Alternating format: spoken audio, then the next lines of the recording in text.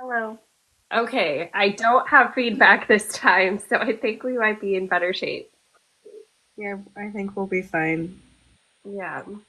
So, we have a podcast. We have more epic, and I don't think there was too much on the fan front for Percy Jackson filming this week.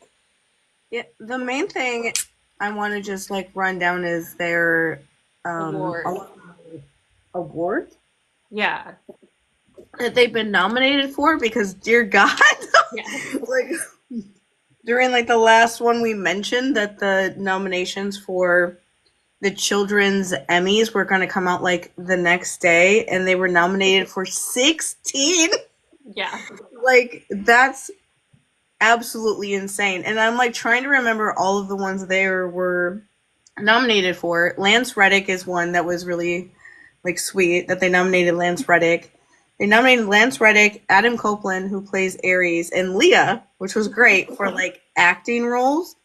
And then they nominated them for literally everything else that a TV show can do. It was like best show in general. It was best writing, best cast, best cinematography, best intro, best credits, best literally everything. And I was just like, that's overwhelming for a show to get that many Emmy nominations.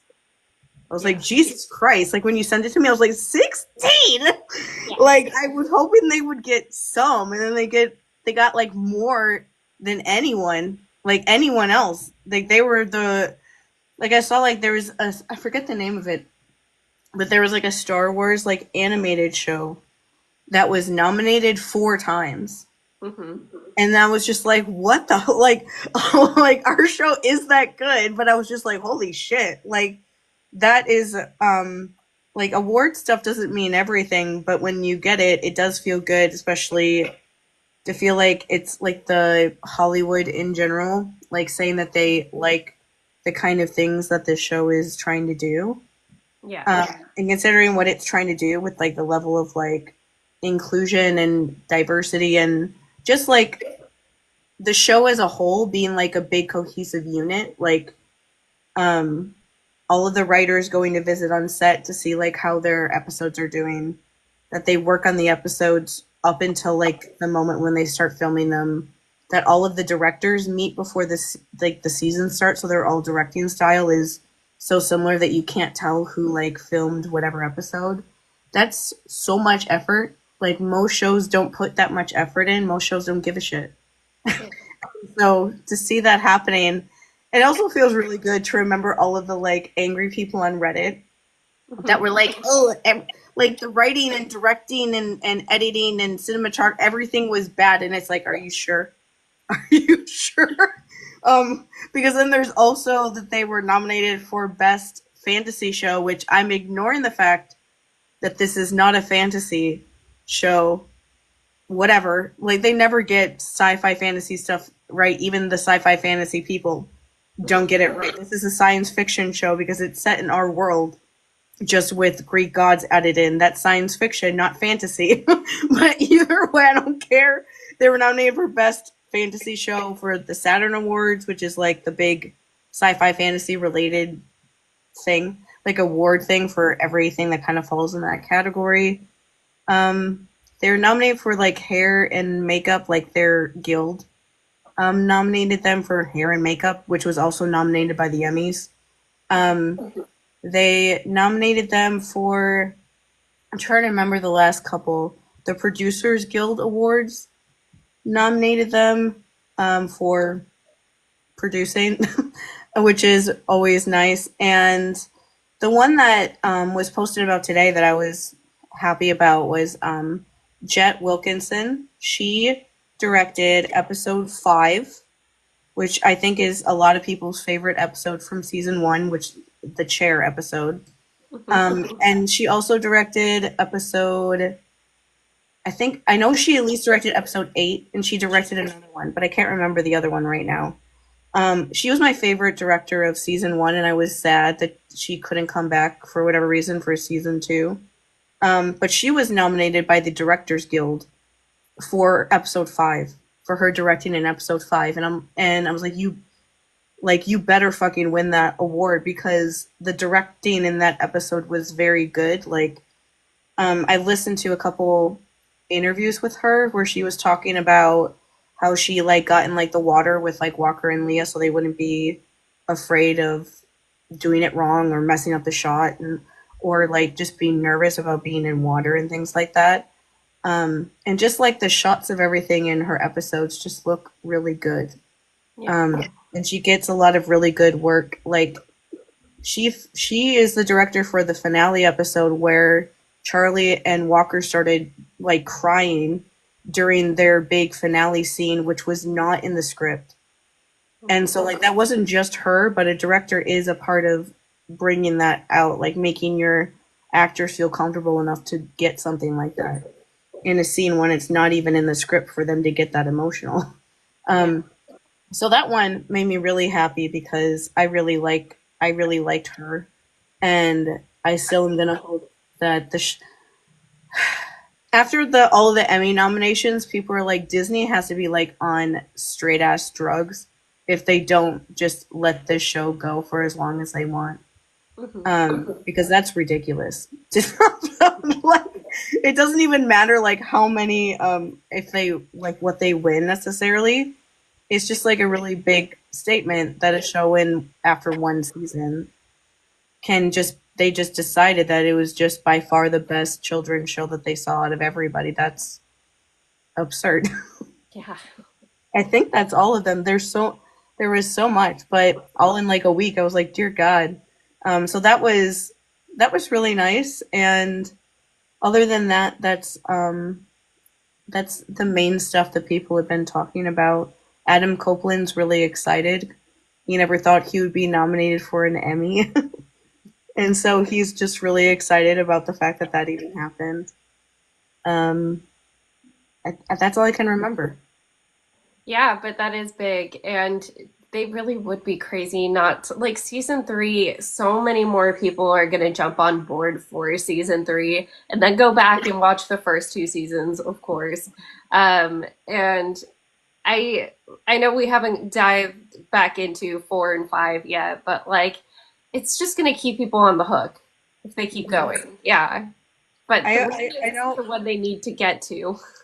Yeah, like I know I said this before, like whenever we were talking about the assholes on Reddit, I always said this, like you guys are pretending during this season that the show isn't that good, but I know for a fact that you're going to be fucking obsessed with the show once we get to seasons 3, 4, and 5 because those books are so good and because they're so intense about and there's so many things happening that you just care a lot about. And especially the last season's going to be absolutely ridiculous. I don't even I don't even know how they're gonna do that. Just because of how many things like happen, how many people die. And a lot of like children die, like characters that you know and you care about and they die in like horrible just horrible painful ways. And then like the next episode and some other people will die that you care about in horrible painful like there's usually on a show like this it's like one death a season, but that one it will be like at least one death an episode.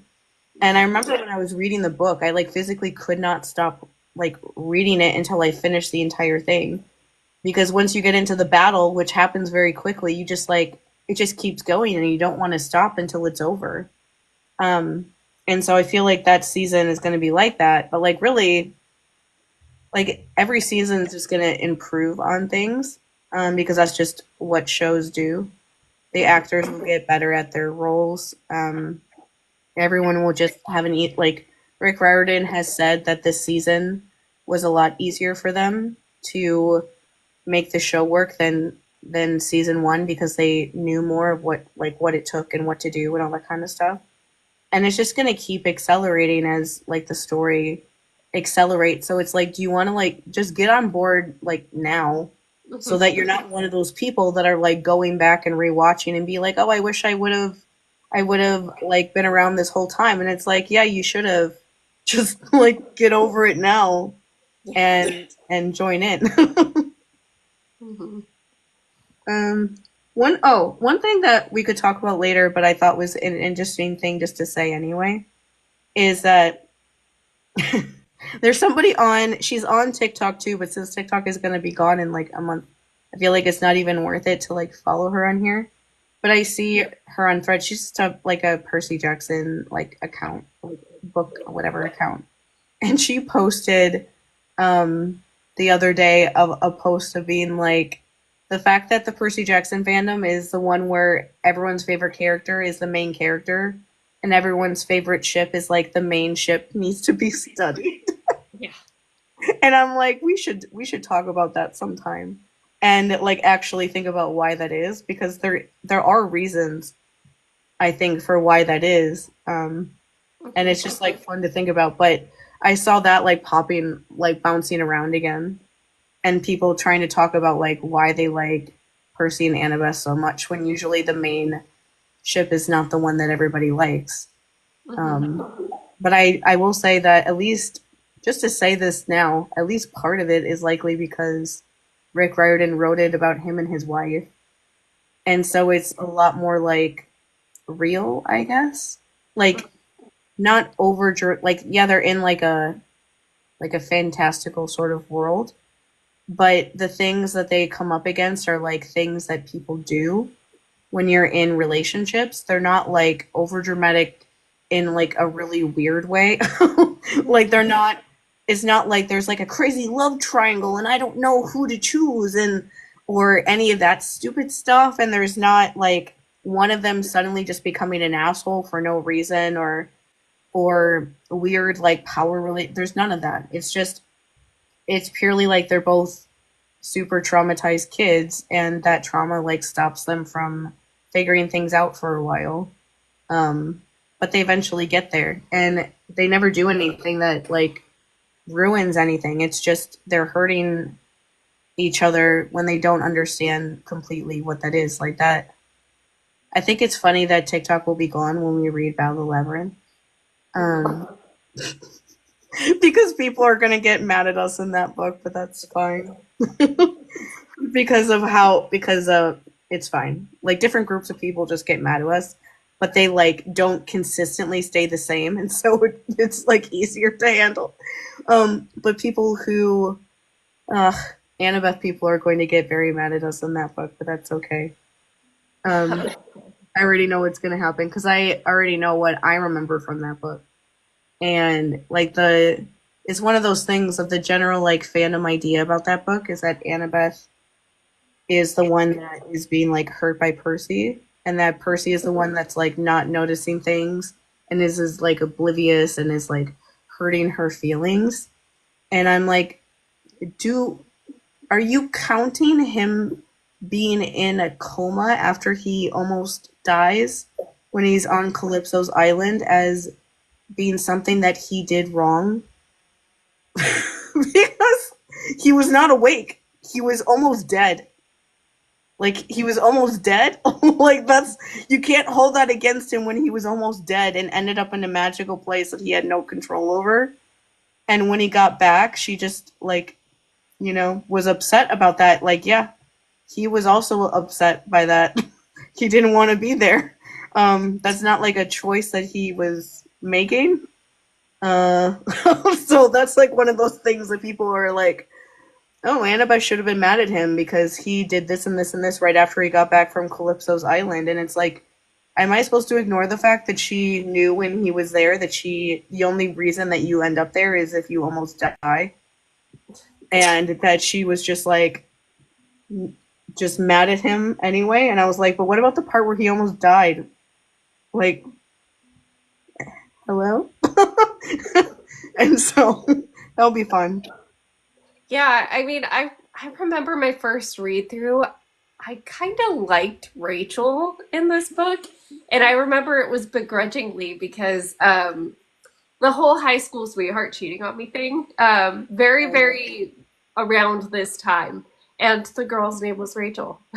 So there was part of me that was like, I can't like anybody named Rachel right now. But there was also just, I do remember somewhat being on the side of, yeah, Annabeth isn't being so great right now. I kind of like Rachel better for him in this moment.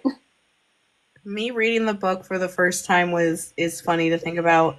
Battle Labyrinth was one of those that I reread. Like I reread Titan's Curse and Battle Labyrinth like 70,000 times. Um, and it's funny for me to remember how I felt because I did not trust Annabeth at all when I was reading Battle of the Labyrinth, especially. Um, so like when Rachel showed up, I was like, oh, maybe Percy can end up with this person instead, because I know I've mentioned this before, but I thought that Annabeth was the mole, and it wasn't until like they reveal who the mole actually is in the last book that I could like relax and be like, okay, now I'm okay with these two getting together. But up until that point, I was like, I don't trust Annabeth. I think that she's the mole. I don't want Percy. I was so afraid that Percy was gonna like try to get together with her, and then she would like horribly betray him. And the stuff that she does in that book like made me think that that was still possible. So I didn't want him to be with her because I was like, she's not a safe person. And so it's funny for me to remember that, or it's really funny for me to see like what other people thought. And I was just like, that is so different from how I saw all of that, that I'm like interested to see how different I feel about all of that now. Yeah, well, Walker Scobell thought the same thing, apparently. That was funny. That's like that's literally the only person that I've ever run into that like somebody left a comment in another language. I don't even know what language it is because on TikTok, if you click like translate, it'll just like translate stuff for you. Somebody left a comment in another language saying, I always knew that Annabeth was good. And I was like, well, that's nice for you. But on like a video that I posted like months and months ago saying that I thought that Annabeth was the mole. But I do feel better that the kid that ended up playing Percy felt the same thing, even if we're the only people in this entire universe who read these books being like, I don't trust Annabeth. And I feel bad because Annabeth is obviously Becky. But that's just what I thought. She was being really, really not easy to get along with at the time. So that's what I thought. And I just think it's funny to see how like I always know that the things I usually think are very unpopular. And it was really funny to me to like see how wildly unpopular that opinion is. And I was like, I'm just not going to tell anybody about this. And then I watched an interview where he said that on like the newest Olympian podcast is where he said that. And I was like, oh, I guess I can admit this now. Because I'm like, if this child is going to admit this, I can at least also say it out loud so he's not the only person in the universe admitting that they thought this about her. I love that people have just turned it into a meme of, this is how he's like Percy. He doesn't realize. The thing, okay, one part of that bothers me is that he was a literal child, like a baby. He was like, the amount that he reads is like the amount, I think that when you get like super focused on anything, how fast you can read. Like I read like the last Olympian book in like one day. I like went and got it that morning and finished it by midnight that night, as like for an example. And so he said himself, he read all 10 of the Percy Jackson books between his like summer break. Between second and third grade. He read all 10 books. He read all 10 of them that summer. And I'm like, that reminds me of me when I was a kid and how much I read. And I think like you too with reading, how much we would read and just like ignore everything else about life and just hyper focus on this other thing that made us happy instead. And so I was like, okay, he was like 8, 9 maybe, like I don't even think he was I think he was maybe in third grade. Like he either finished third grade or was about to start third grade. And so I'm like, I'm not sure we can really judge like a 8 to 9-year-old about how well they can pick up on like romantic undertones especially because I was quite literally 25. And it wasn't until they literally said out loud in Titan's Curse, like Aphrodite, the god of love, literally said out loud, "You guys are going to get together one day," that I was like, oh, they're going to get together one day?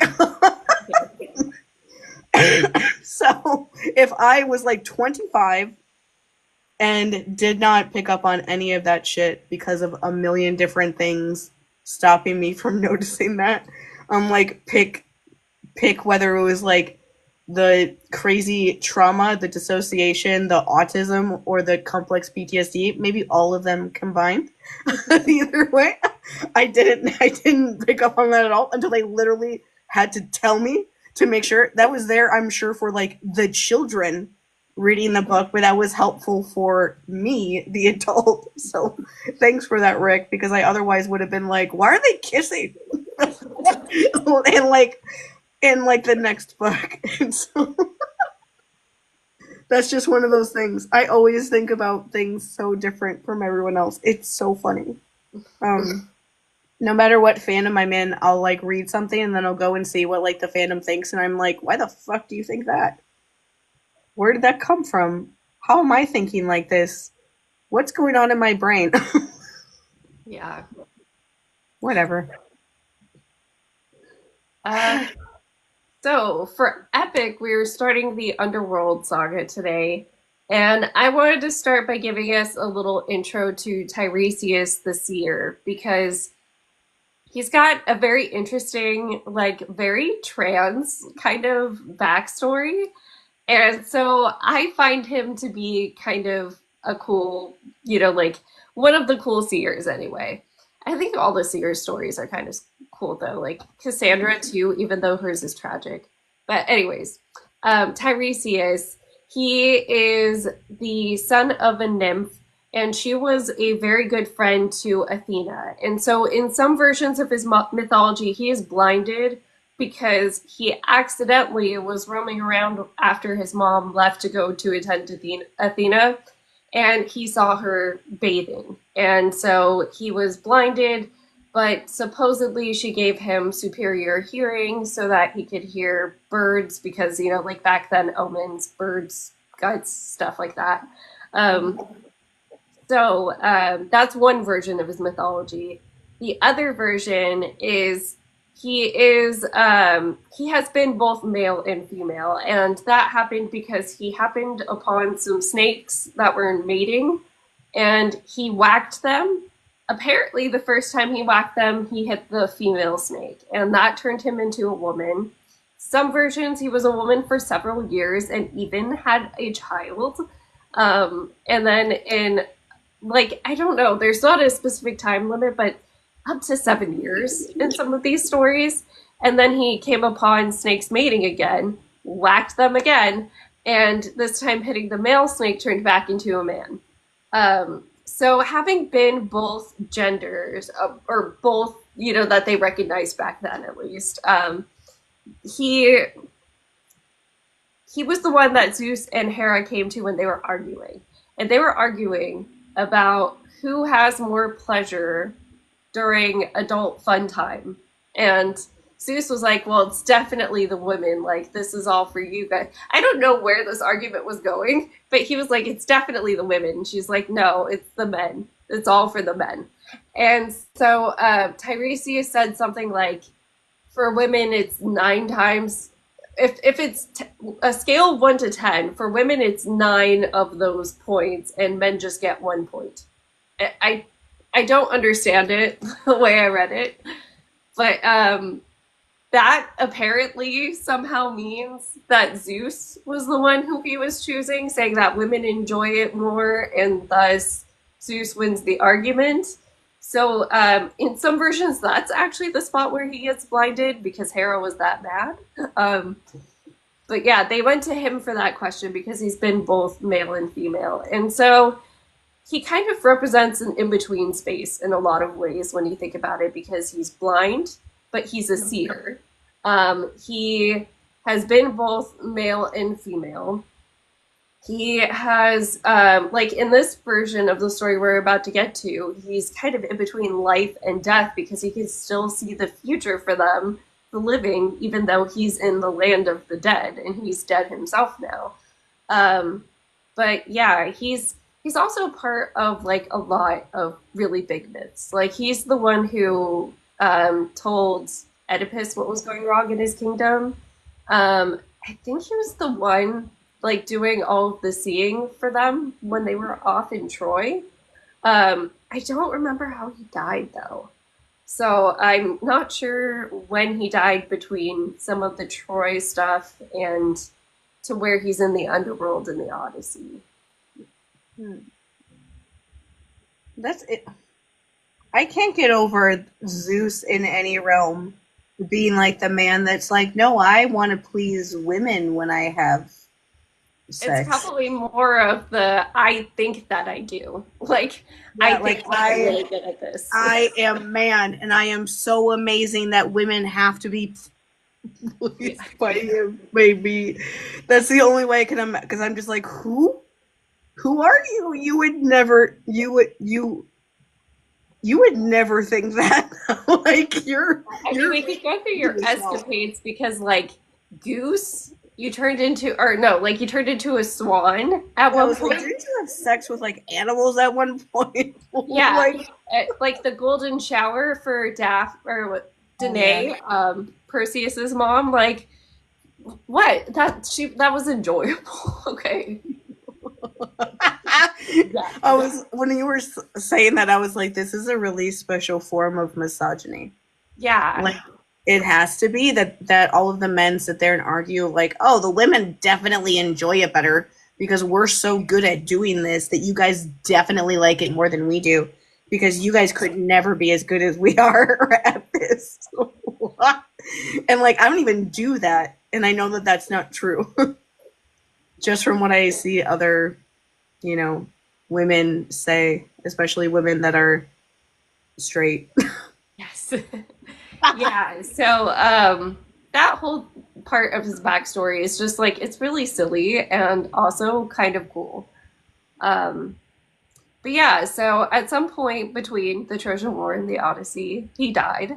And that's who Circe sends Odysseus to the underworld to see. Now, Odysseus in the Odyssey at this point actually does not know that Poseidon is the one doing all of this to him. So Tiresias has to be the one to break the news.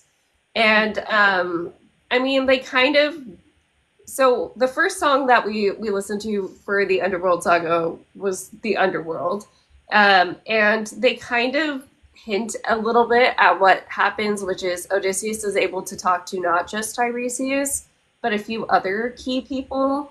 Um, the first being a crewmate who died on Circe's island just before they left to go to the underworld, rolled off of a roof. And so he was like super drunk. He woke up to the sound of everybody leaving the next morning, rolled off the roof. And so he just says, like, you need to go back to Circe's island, bury me, mourn me, so that I can actually cross into the underworld proper. And, you know, they agree to do it. He sees Tiresias then, and then he sees his mom. He sees Agamemnon, who's Menelaus, one of the other, you know, kings that was fighting in the war. So Agamemnon is, um, shoot, I forget what land he's from now. But he is the twin brother of Menelaus. And when he gets home, his wife has been cheating on him because he sacrificed their young daughter on the way to the Trojan War. And she was pissed. And so she takes over the kingdom with a person she's having an affair with, who I think is like also somewhat blood related to the royal lineage, like a cousin or something. And so Agamemnon's in the underworld says, yeah, my wife killed me. My son's going to go avenge me, or already has at this point. I'm not sure. And he tells him, you know, like, just getting home sucked for me, which I think is kind of supposed to be foreshadowing getting home's going to suck for you, although not quite as bad. Then he sees Achilles, and he sees Ajax, I actually told this story on my TikTok, but when Achilles died, Thetis said his armor can go to the best Trojan soldier, or I mean, sorry, the best Greek soldier.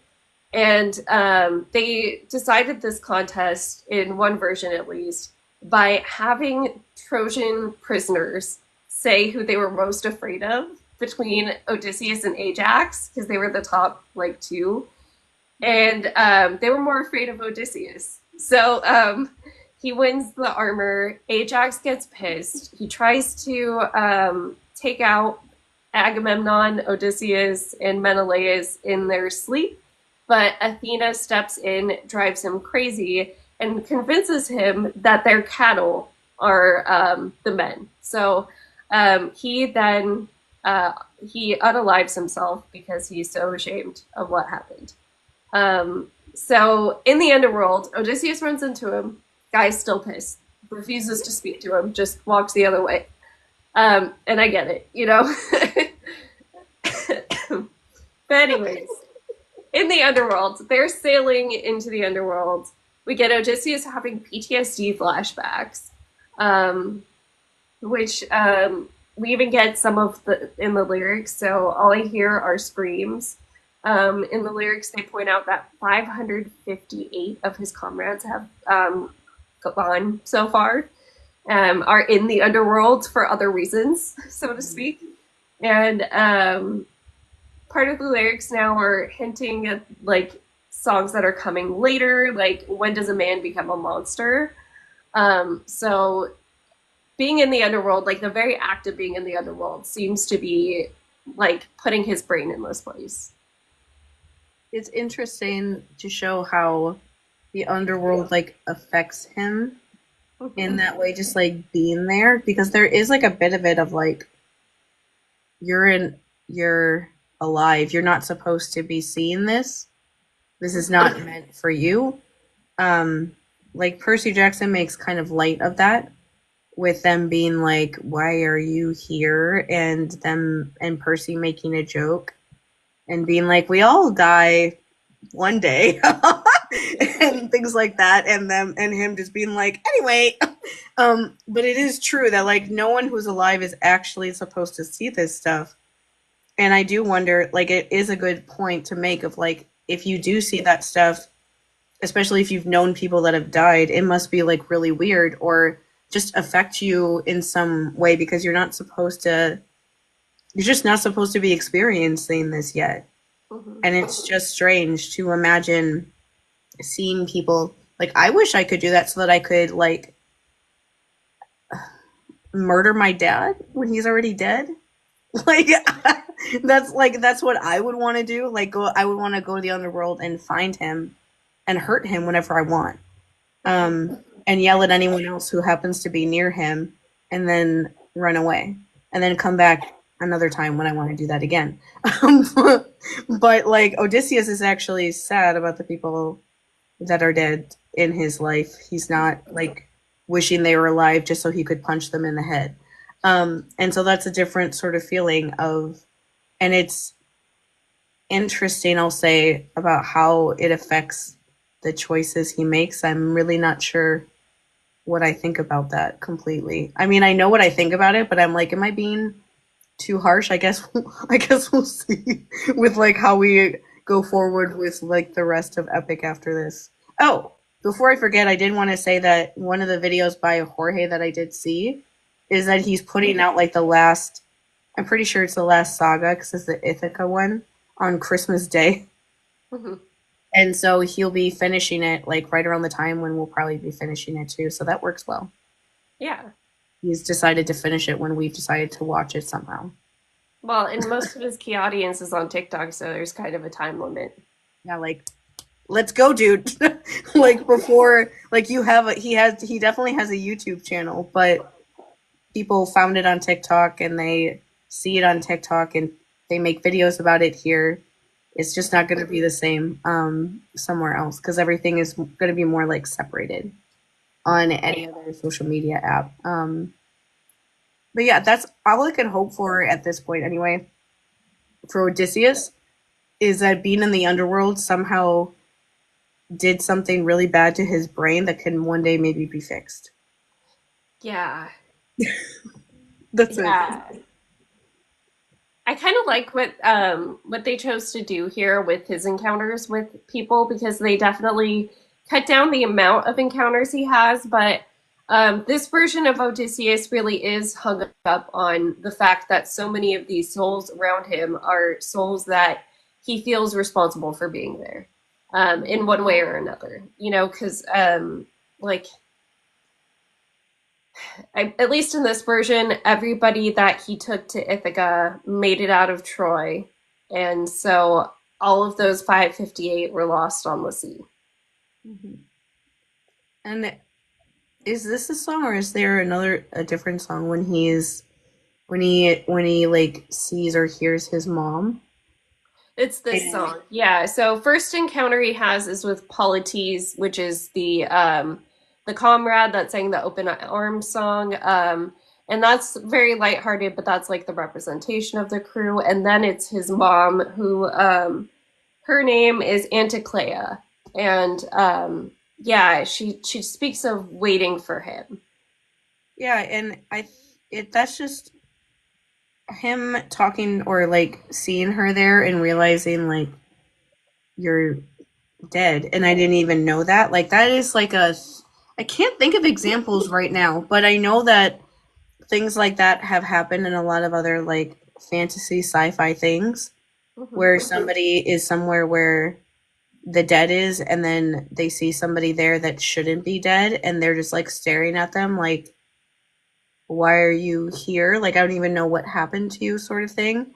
Um I do think it is a good kind of like allegory thing. I don't know the right word for that, I think. To show like the representation of like PTSD of that like no matter because I think the thing that I was thinking the most about Odysseus during these songs, all of the songs that we listened to this time, is that he is so focused on getting home for his wife and his kid that I'm not even sure that his wife and his kid could ever like live up to everything that he is doing in like their name. Like they become like this like distorted like fantasy version because it's like the thing that he focuses on to justify everything else that he's doing or going through or whatever. And it's one of those things of like you're putting them so high up on a pedestal that I'm not even sure you actually know who they are anymore because they could never be like that person that you're imagining them to be because they're not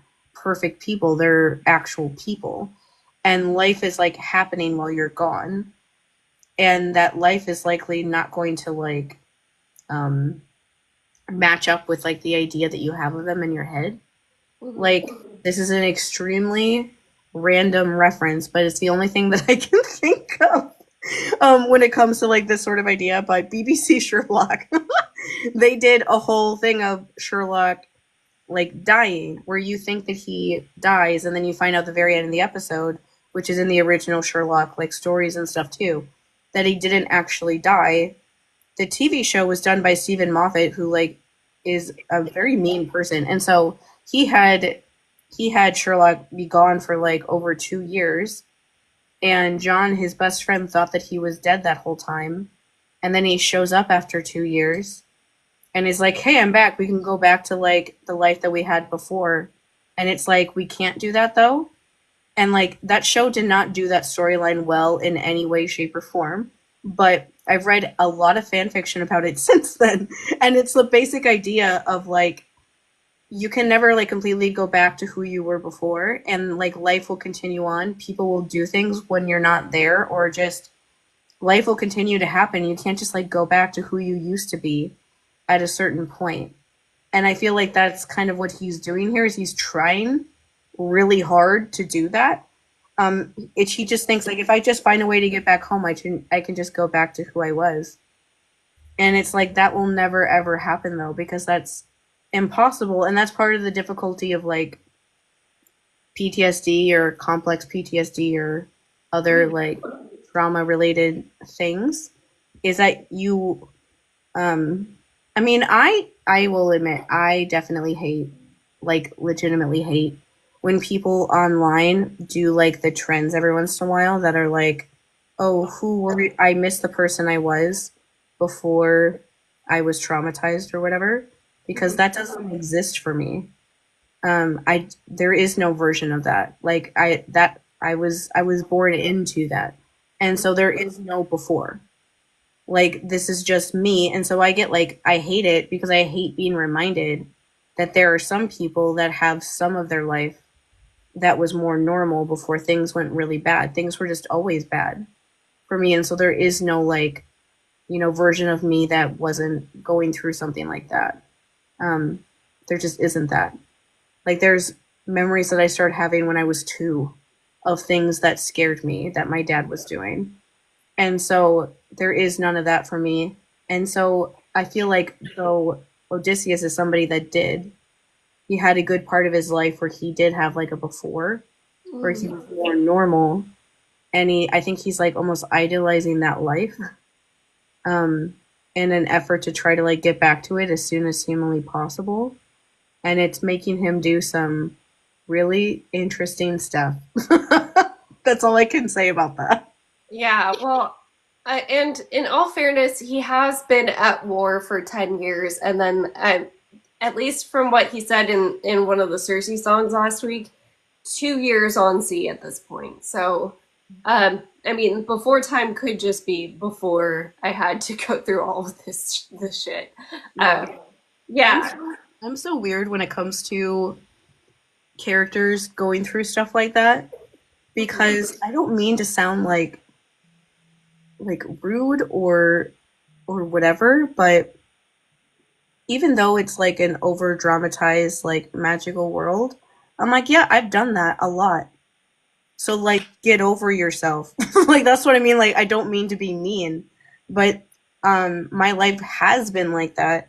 There's been so many years, different years of my life that was just like one thing after another after like from a very like from pretty early on. Like the year that I was 12 was absolutely insane.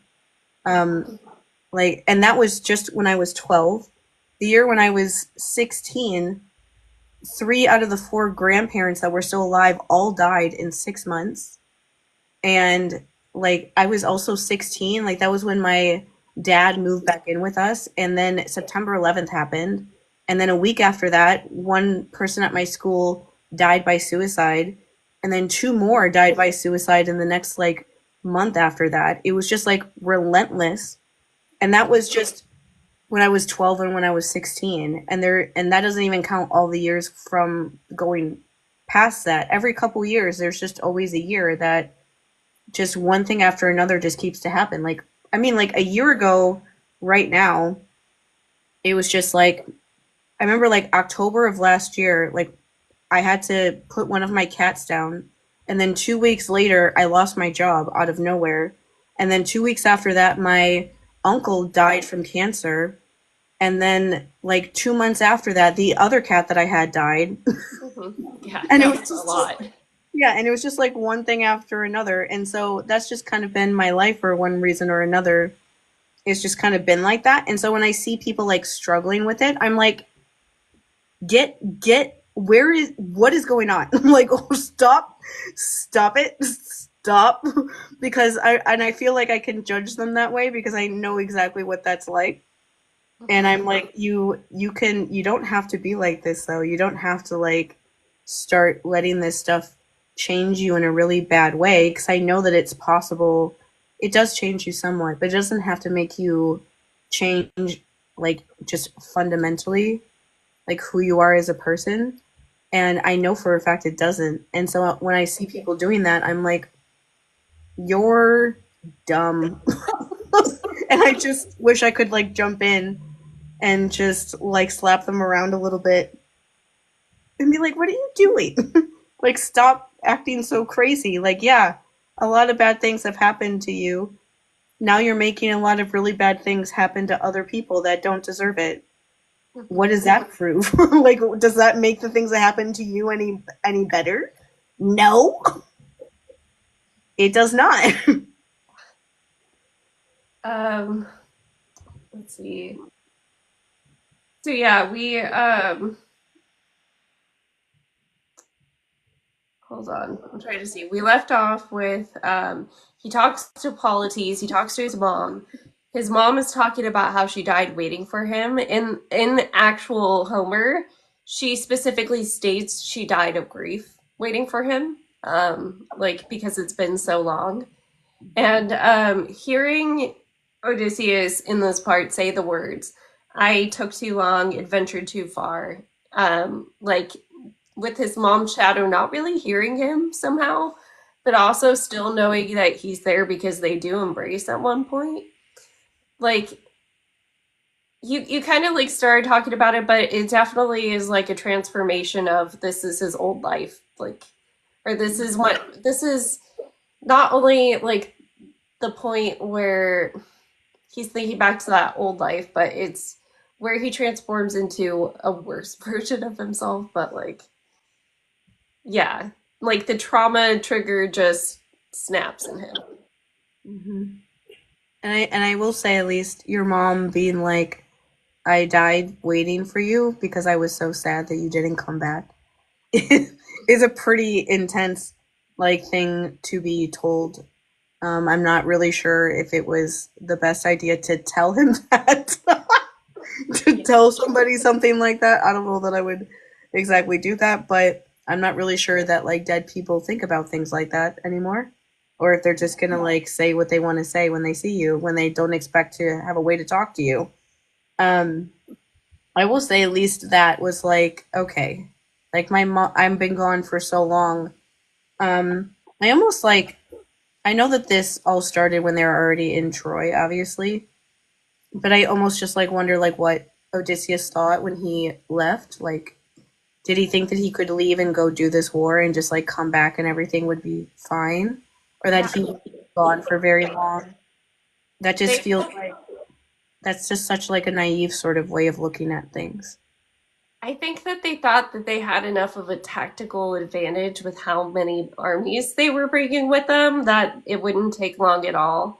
Especially because Troy, from my knowledge, is like a citadel, so they could enclose them in. And, like, you would think that that situation wouldn't be able to last that long because everybody would be running out of supplies. Like, both sides would eventually, but it's a fictional war, so, you know. Um, I think that nobody expected them to take 10 years. I, Like, not until Tiresias told them. Tiresias did tell them in the beginning of them leaving for the war, but when they set out and said, let's go get Helen back, I don't think they knew. I do think it is like similar enough in our times to when like every situation that the U.S. has ever got involved with in the Middle East, especially in our lifetimes, is very similar to that, where people just think, oh, we're just going to go over there and fuck everything up and then leave and everything will be done. And it's like, that's not how any of this stuff actually ever works. I think it's almost like wild that anyone ever at any point thought that. And it's like something through history that people just keep doing, at least American people in charge keep doing because they did the same thing in like the Vietnam War and things like that. And I'm sure there's other things I'm not thinking of right now where we've done that just going back all these years, where we just think like, yeah, we'll be able to just go in there and beat everybody and then go and then everything will be fine.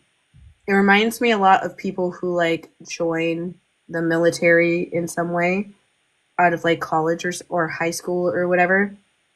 And I get why it's like tempting. Like so many of those military like recruiter people would call me and my sister when we were 18 and we were graduating high school because we were poor and we were like the exact people that would join, and so they were like really like we got so used to it that we like memorized their numbers on like our brick cell phones when cell phones were just newly a thing, of knowing like what numbers were them to not answer. um there was like one time I remember I answered and I was like, oh, and I just hung up on them as soon as I heard that they were from the military. But they tried to recruit us a lot because we were poor and it would have been really nice to not have to pay for school when My parents didn't have any money like at all for school. Like my student loans are so much because they filed for bankruptcy and like couldn't take out loans when I went to school. And so we got these ones that the government was offering at the time that were pretty exploitative because they were only for people that were super poor, whose parents couldn't even get loans from a bank because their credit was too messed up.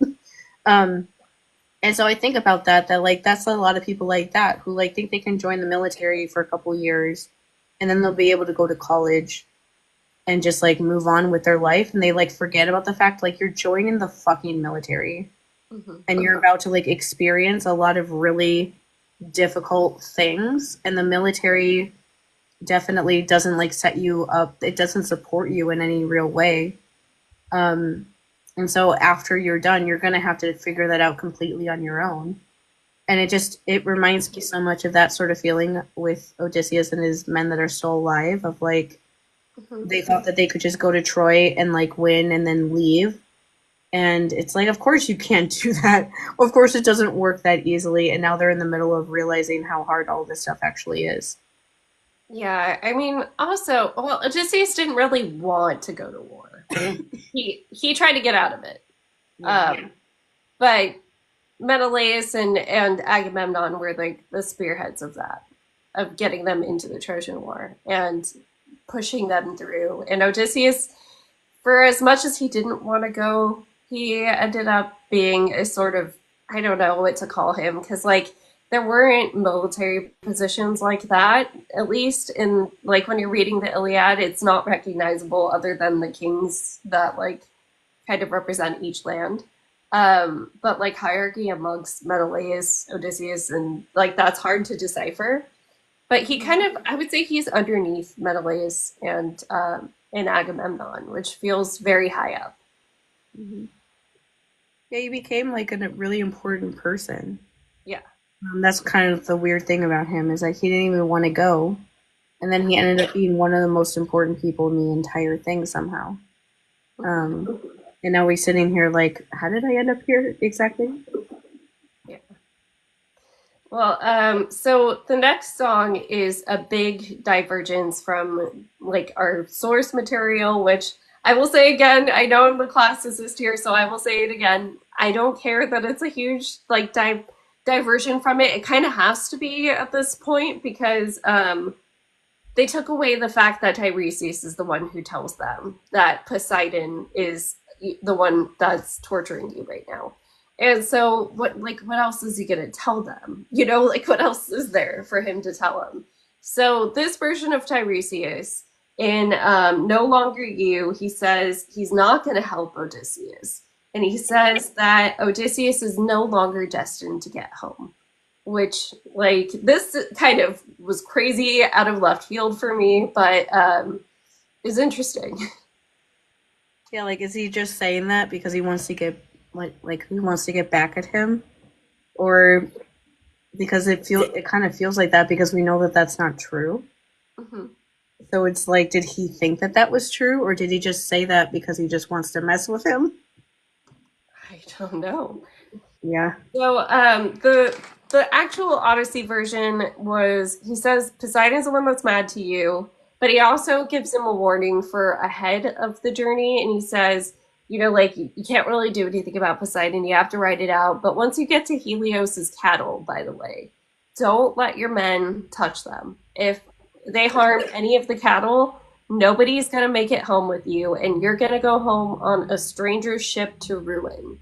Um, so there was a like he gave him multiple chances. Like it wasn't a finite necessarily prediction. It was like if you do this, then this is gonna happen. If you do this, then this is gonna happen. But this one is just like I'm not gonna help you, like whatever. And we're seeing these like faint visions of the future and present slash past and all of that as he's talking. But there's something else that was added in here that took me by surprise. And it's because I feel like this whole song alludes back to Agamemnon. And I have my reasons.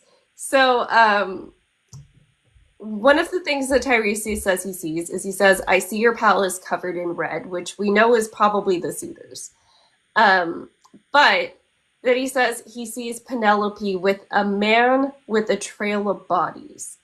Now that I think is Aegisthus, because Aegisthus is the cousin of Agamemnon who his wife Clytemnestra cheated with and who helped plan Agamemnon's assassination.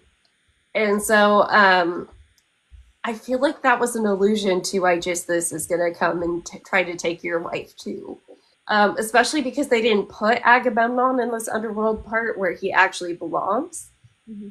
And then like some other hints towards it are in the lyrics, in like the repeating chorus, there's a brother's final stand. Agamemnon is Menelaus' twin brother. There's a line about sacrifice of man, and the reason Agamemnon was taken out by his wife was because he basically greenlit the sacrifice of their daughter Iphigenia.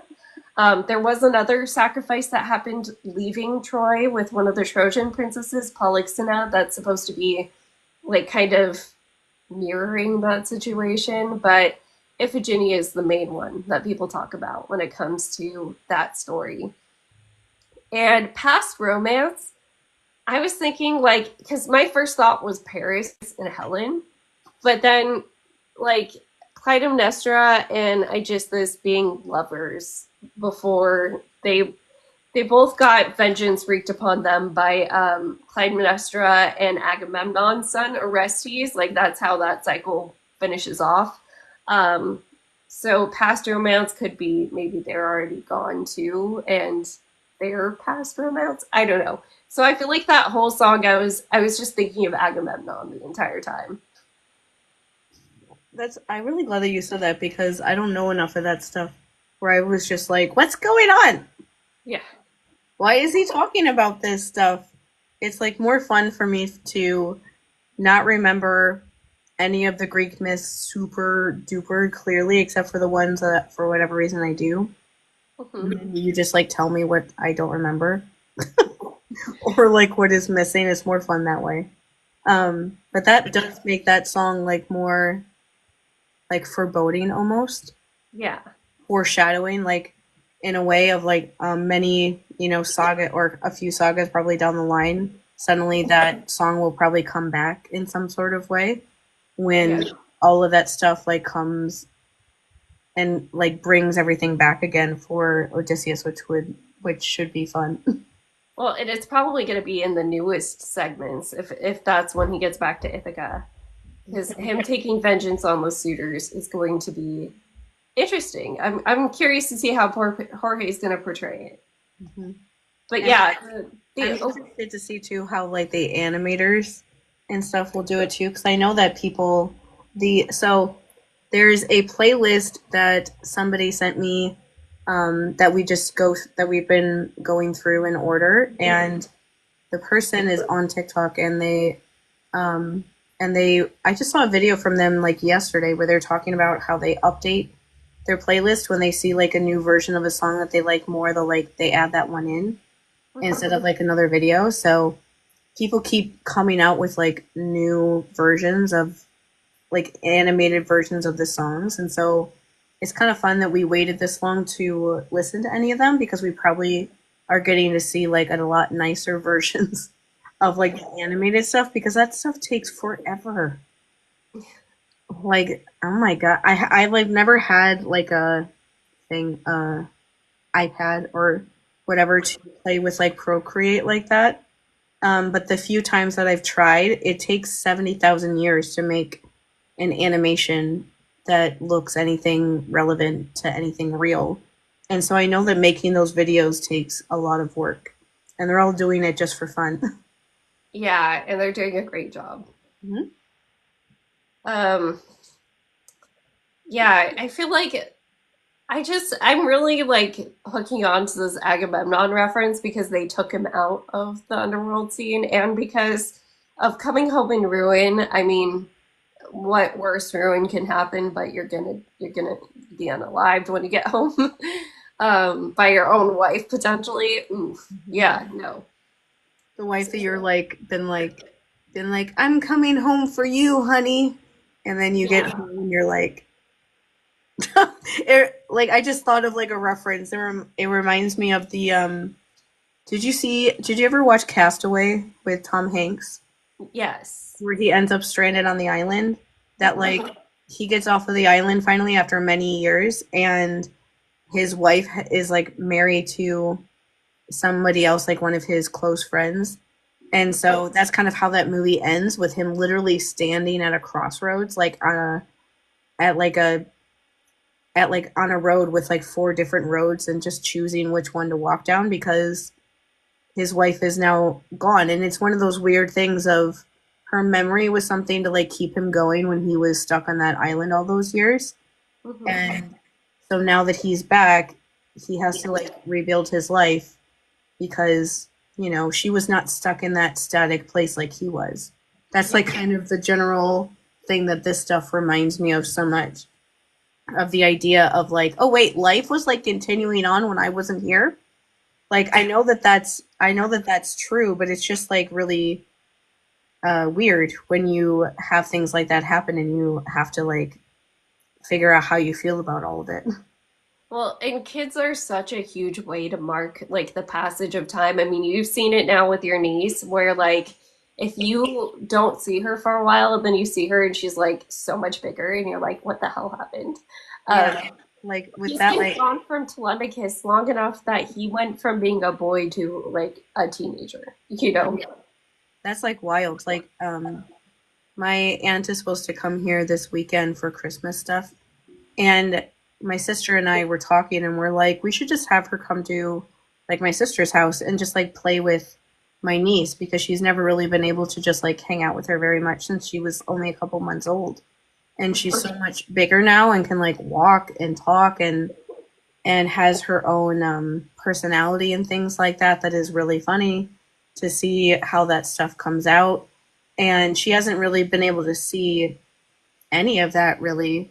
And it's like, yeah, it's only been like a year since that happened, but kids grow so much Hmm. in a year that it's like if you miss that long, like 10 years, you've missed like so much of somebody's life that it's like they're like a completely different person. Yeah. Um, like what do you even do with that? Yeah, and so like by the time he gets off of Cersei's island, like Telemachus is a straight up man, you know? Like went from being a baby to a man. So it's crazy. But anyways, I want to get to the next song because I have to just make this joke at least once. How much does this song remind you of Gabbie Hanna's Monster song? Through the whole thing. I kept thinking it. every time he said like every time he said something like what if I'm the monster, I was just like, why am I hearing Gabby Hanna right now? Yeah. She was also the monster, so that's funny. That she had that song of her singing like what if I'm the, and she was like asking as a question, it's like no, you actually are. Yeah, And you are. and the same thing is happening in this song and I'm like, you definitely are, bro. Oh my Jesus Christ. Um this was like really intense to watch him do the stuff that he does. Especially out of everybody, the sirens is Yeah. like who you're doing this to. Like um watching this made me like think about Percy of Jackson, of course, and that their version of the sirens, you never like really see what the sirens necessarily look like or anything like that. You see, they show you the things that are like your like most private like wish or dream that you wish you could have. So like Mhm. the focus isn't on them personally, it's on like what they make you feel and like what those things bring up in you. And so like there isn't, I'm just like imagining like Percy wanting to like kill the sirens because they like made him go through this whole thing where he had to nearly drown Annabeth before she would stop trying to hurt him and like go back to the ship with him. And it's just that feels like never would be like possible. And I get that this is supposed to be for like all ages, I suppose. Like, I don't know. Every person who's ever interacted with me about when I post videos about Calypso has always said that Epic is supposed to be like a family friendly sort of thing. Mhm. So if you go along with that, it's not very different from Percy Jackson then, because kids are supposed to be able to listen to this and enjoy it too. Um, but in the Percy Jackson world, there's kind of like, I don't know, there's kind of like a respect in a way for like all of the monsters. Like they're like a part of the world. They're there. They're just a part of their experience of being in this, being demigods and being in this world. Um, but like but you always know that like no matter how bad like the monster is, that there one day they will likely like come back. And so even when they kill them, they're never, it's not like they're completely gone forever unless they're, demigod children. Mhm. But they're not, but I'm not talking about them. I'm talking about like the monsters they're around. No matter how bad it is when they kill them, you always, it's never for good because you know that at one point they'll find a way to come back. And so there's like a weird sort of respect there where they're not trying to like wipe them off of the planet in that way. Like, at least, well, Luke isn't really trying to wipe monsters off of the planet, but he would be the one that would if he was going to. They're Mhm. not trying to do that. They're not trying to like genocide the monsters off the planet or something. They just want to stop them from killing them, and so they can continue living their life, and that's it. They're not trying to hurt them more than they have to. They're just trying to like be able to like live instead of being killed by them. Yeah. Um, and so seeing Odysseus be like trick one of the sirens, like act like it was smart of him to ask one of the sirens a question that his wife would be like, "What are you talking about? Like you're not afraid of the water?" Like when he said that line, I was like, "You're not.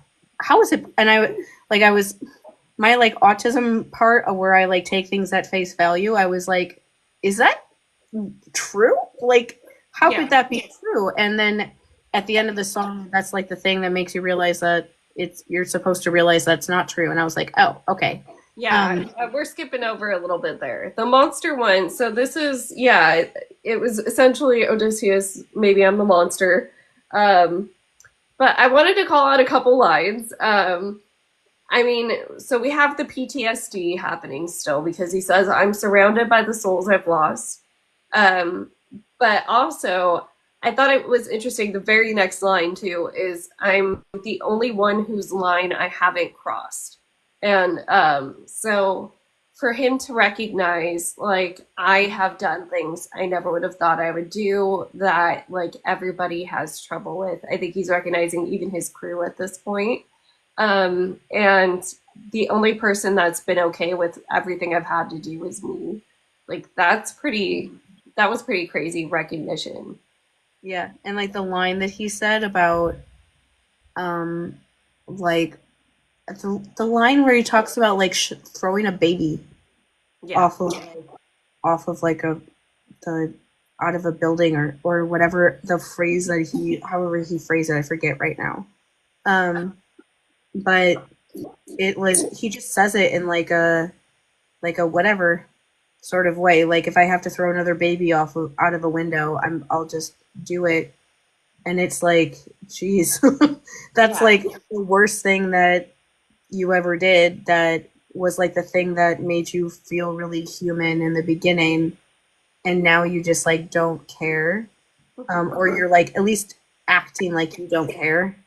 Yeah. You definitely do care, but you're trying to act like you're this like unfeeling, unemotional, like hard ass. Ironically, the kind of person that Athena wanted him to be like in the beginning. He told her off and she left. So that's interesting how that's happened.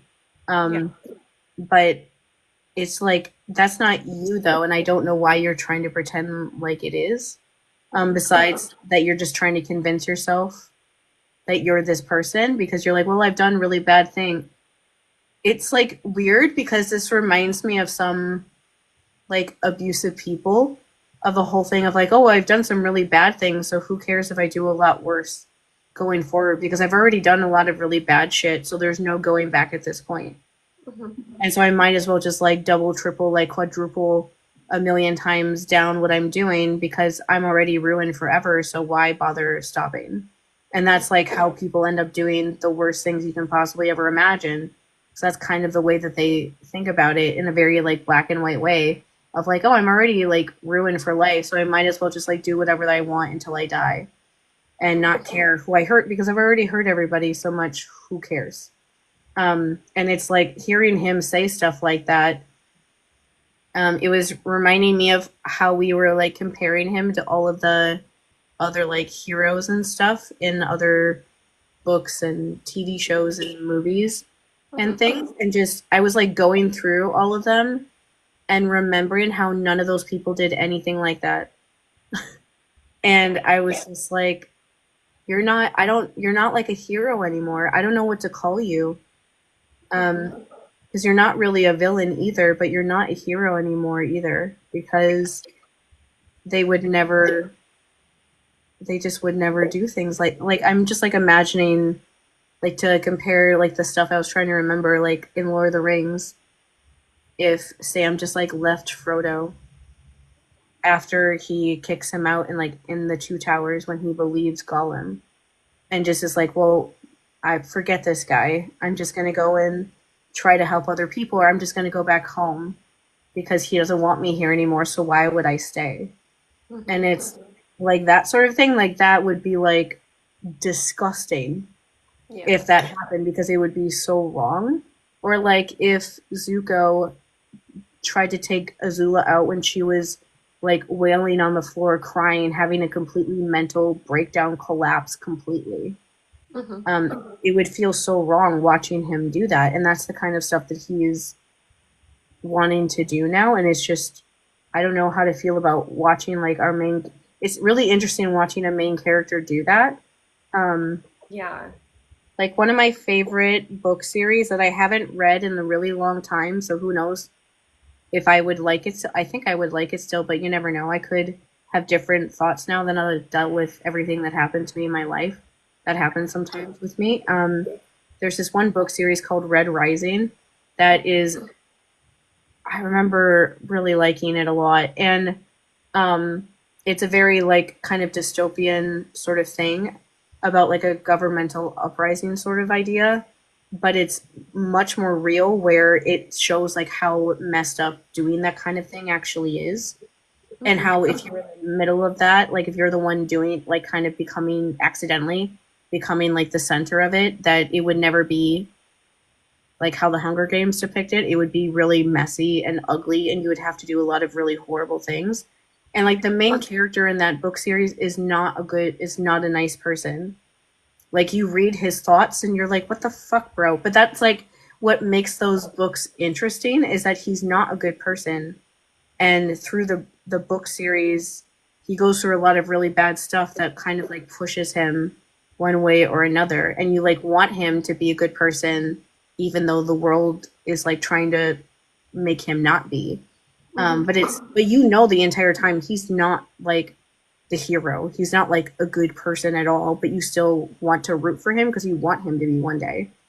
And so I feel like Odysseus is almost getting to that point in this point that you're like watching him and you're like, oh my, should I be reporting you to somebody right now? The kids say he's crashing out, you know, like so his whole thing is like the Cyclops. Does the Cyclops feel anything when the Cyclops is taking out people? Does Cersei feel anything when she's turning men into pigs? Does Poseidon feel anything when he sinks ships? Like, yeah. And so he's kind of like, why should I feel anything? And that's when, as you said, he points out his own deeds. So, Astyanax, what he did to baby Astyanax is a big one. But also he brings up the Trojan horse, you know, like attacking Trojan soldiers in their sleep via wooden horse. That was kind of not a great thing to do. And the Trojan horse thing, I think, had happened by the time he won Achilles' armor, which means it would have counted among the things that made the Trojans afraid of him, you know, like afraid of his brain, basically. because I mean, Ajax, they were afraid of his sword, of course, but like Odysseus, who knows what that man would get up to? Like that's the way they saw it. I think, like thinking, like talking about this is probably why people are like obsessed with the idea of heroes turning bad, because good people who feel like they have like a moralistic reason for why they're doing things are by far the most dangerous people if their morals start to fail and they don't realize that they have, because they can always justify everything that they're doing, and they think that they're like saving people or like doing the right thing still when they're not at all. And like more like straight up villainous people just know that I'm bad.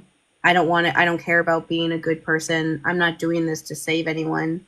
I'm just doing this for my own like selfish desires, and I'm not pretending otherwise. I just pretend like I make up a reason that sounds good to like recruit other people until they realize what I'm actually doing. But like hero type people who think that they're doing the right thing, but they're actually becoming the people that they're so mad at and going after are so dangerous, because there's just like no limit to what they will do. And like Odysseus is kind of showing that in this, of like somebody who was trying to be a good like moral person, and still has the same drive of like, I need to get home to like see my wife and my kid again. But now it's like turned into this like really ugly sort of thing. And now it's like he's using that to justify doing things that his wife and his kid would never want him to do. Yeah. And so it's that whole line of like, if there's no one around to like stop him because he's the one in charge, it's like kind of scary to imagine like what he's going to do next and his wife and his kid is going to be the justification for anything that he does. And that's just like it's scary to see people who think that they're doing right when they're actually just doing whatever makes what they want, and they don't think anymore about how they're affecting other people. That's I see people like that all the time on social media that get so wrapped up in their own kind of like trauma life story, like to talk about Gabbie Hanna again, who get wrapped up in like how they've been hurt that they can't even see how they're hurting other people, or they just like don't care. I've been thinking about that the last day or so, because there was somebody online that was hurtful towards like me recently in the last like day or so, that just like bothers me. It always bothers me when people online ask child sex abuse victims specifically like our opinions about things, and then when we give our opinion they get mad at us because it's not what they want, then it's not what they want us to say.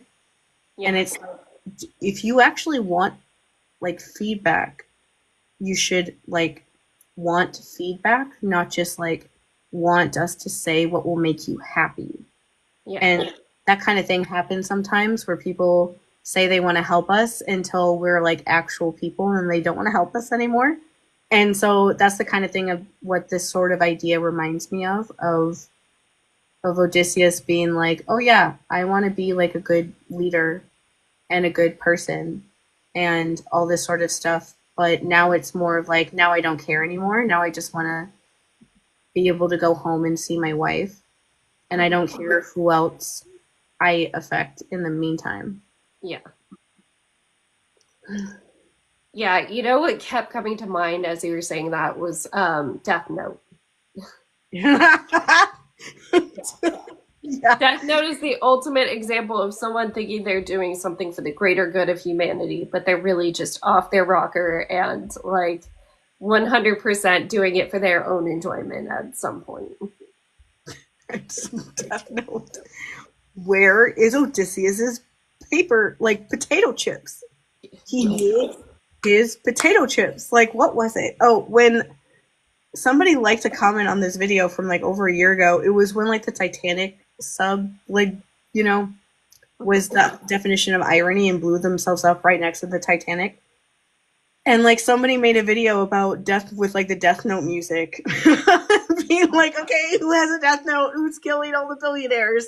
But that's what this like honestly kind of reminds me of somebody like I feel like at this point Odysseus would be sitting in his room making over dramatic like narrative like monologues while eating potato chips, and like his wife would just be in the corner like, what are you doing?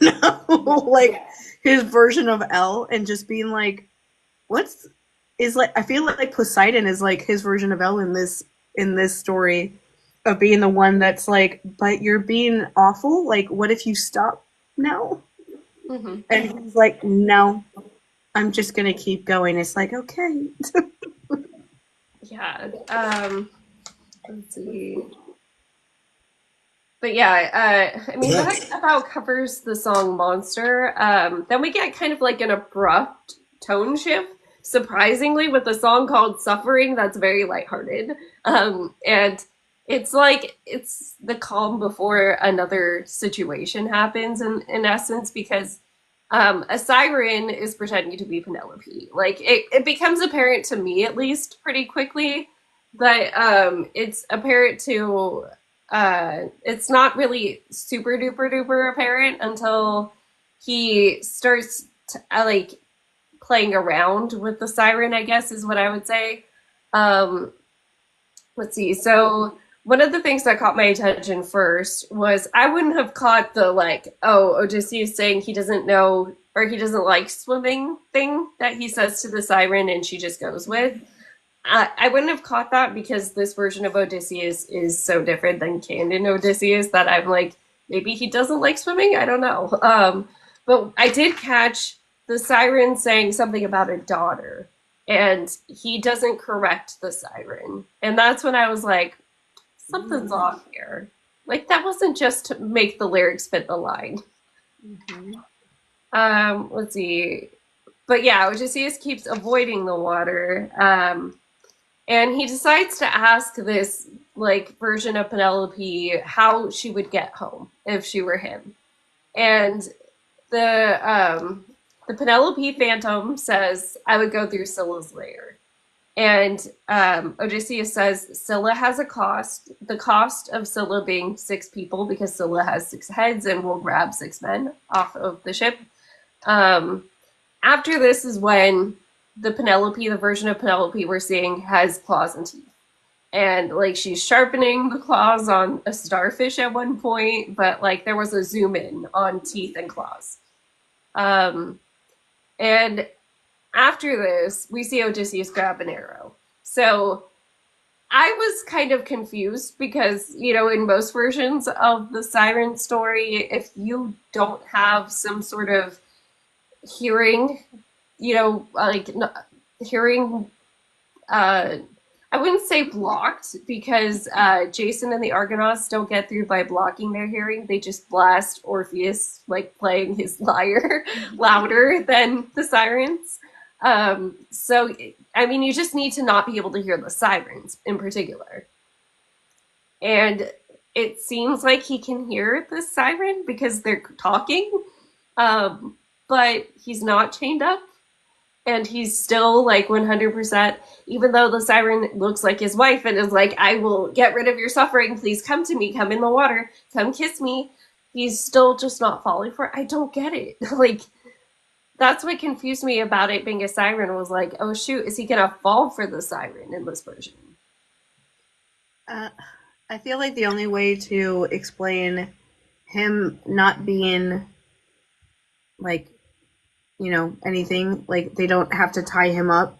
He can hear the sirens, but he's able to like not do what the sirens want. Yeah. It's, the only way I feel like you can explain that is that he's so like gone from who he is that he just looks at them as like prey, as like something he needs to like kill or attack or whatever. And so that makes their magic like not work on him somehow. because that's the only thing I can come up with of why that happened that way, why he was able to hear them and not be affected by anything they were doing at all. Well, I do think Jorge wants us to think the answer is, well, he gave them those two tests and they didn't fall for the tests. But the siren, like, I'm sorry, but those two tests wouldn't have been enough for most people. Like, they wouldn't have kept coming back. Like the sirens wouldn't be so hard to. The whole thing of like what the sirens like, personify or whatever in like the myths is like hope, is like that hope that like the thing that you want, that you really want deep down inside, where you're not even aware sometimes what it is exactly that you want, but you just want it. Like that sort of like hope that you can get that thing, that like never completely disappears for people. That's just like something that is like always there. And so that's what the sirens are supposed to be. And so the idea that like Odysseus could like test them and like be very like logical minded, like unemotional, like just pure logic about it, and just be able to like out logic them just like doesn't make sense.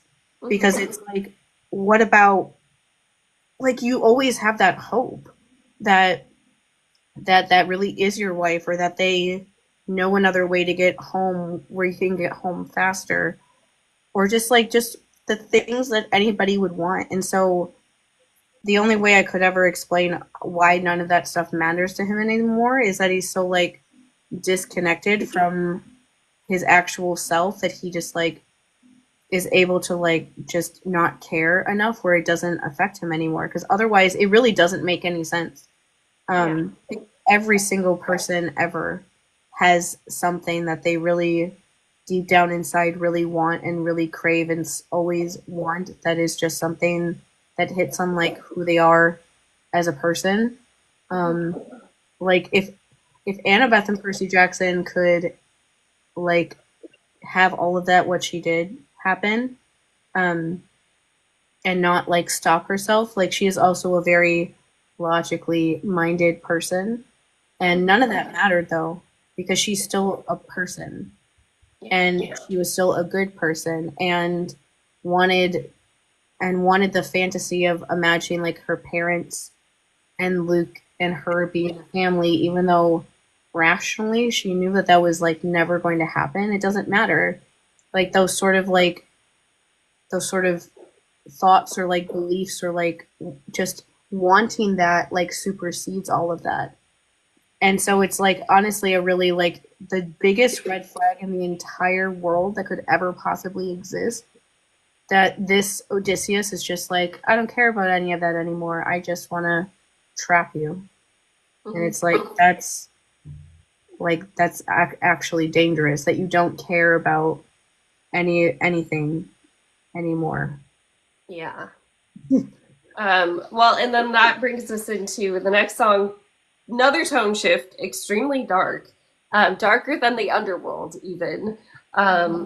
So that's where we find out that being scared of water was a lie. He knew that they got it wrong, that he has a daughter, he has a son instead. And so he's talking to this main siren who had been pretending to be Penelope, and he says, "Oh yeah, while you were talking to me, my men grabbed your girls." And so we find out that there's a bunch of sirens tied up on the ships. Let's see. He mentions so it kind of, they evaded the sirens the same way they do in the book, which is beeswax in their ears. But in this one, they apprehend them, of course, which is different. And Odysseus says that the reason that he asked the siren Penelope phantom thing which way to go was because he trusts sirens' sense of direction in the water, because they would know which ways would evade Poseidon. I don't think that specifically evades Poseidon in any other version, but it does bring us to the Scylla and Charybdis section, although it looks like it might just be Scylla in this version. Let's see. So Odysseus, at this point, decides that I have been Mr. Nice Guy way too long. I have let people go when I shouldn't have let them go. And if I let these sirens go, well, they're just going to take out the next band of sailors that happen to sail upon this. So, might as well take them out. And so he orders all of the men to cut off their tails and to throw them back in the water. That really upset me when he said that. Yeah. Because I Yeah. was like, that's so overly cruel, I guess, is the only way I know how to put that. It just is. It, are you really trying to dismember sirens? Like, they do, bring men to their deaths, but they're not even that vicious. Mm-hmm. And it did remind me again of like the anti-indigenous allegories we talked about with Cyclops. This sort of thing reminded me of that sort of idea again of because it's just the idea of Odysseus showing up and just like laying all this horrible destruction on these beings, and these beings are just they just exist. Like they just are they're not doing this to like hurt you personally. They're not trying to do this to like harm you personally. You're not that important. They are just living. They are beings that live in this world. They do these things to men because they need something from them in order to survive.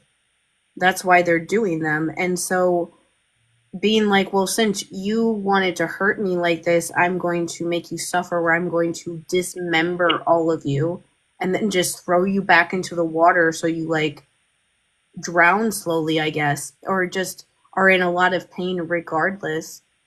It's just like the idea of him coming in and just destroying their entire like way of living because they just happen to run into him.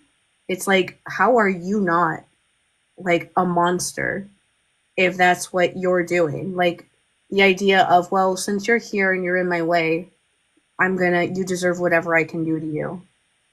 And that's the end of it. That's just so horrible. And I was like trying to imagine the other heroes that we know of even doing anything similar to that. And I just like could not imagine it because they just have never gone that far. Like I was thinking one thing with like Percy Jackson that people compare or like not compare, but they try. One thing I think is funny is how people try to make Percy into like a worse person than he actually is. It's like weird to watch people try to do that. Like they want him to be more like villainous, I guess, than he ever actually is. And if you think about the things that he's been through just in the books that we've read so far, if he wanted to, he could like easily snap like Odysseus does, but he doesn't want to. And so that's why he doesn't. And he never does. But like the one thing that people try to bring up about him in the Heroes of Olympus books is when he hurts something that is trying to kill him and Annabeth when they're in Tartarus. And they're in fucking Tartarus. They're in the worst version of hell in hell. And the thing is trying to hurt them in like super painful ways. And he has to do something to that thing so they can survive. And he doesn't want to, but it's like a thing of he likes like feeling like he is giving the thing pain because they've been going through so much when they're down there that he just wants them to be able to survive. But it's literally like he's being pushed to the brink of that because of all of the horrific things that they've had to do in this version of hell, like the worst possible place around the worst possible people. It's pushing them to become somebody like that in order to survive this like experience basically. But even when that happens with him, he immediately stops because Annabeth gets scared.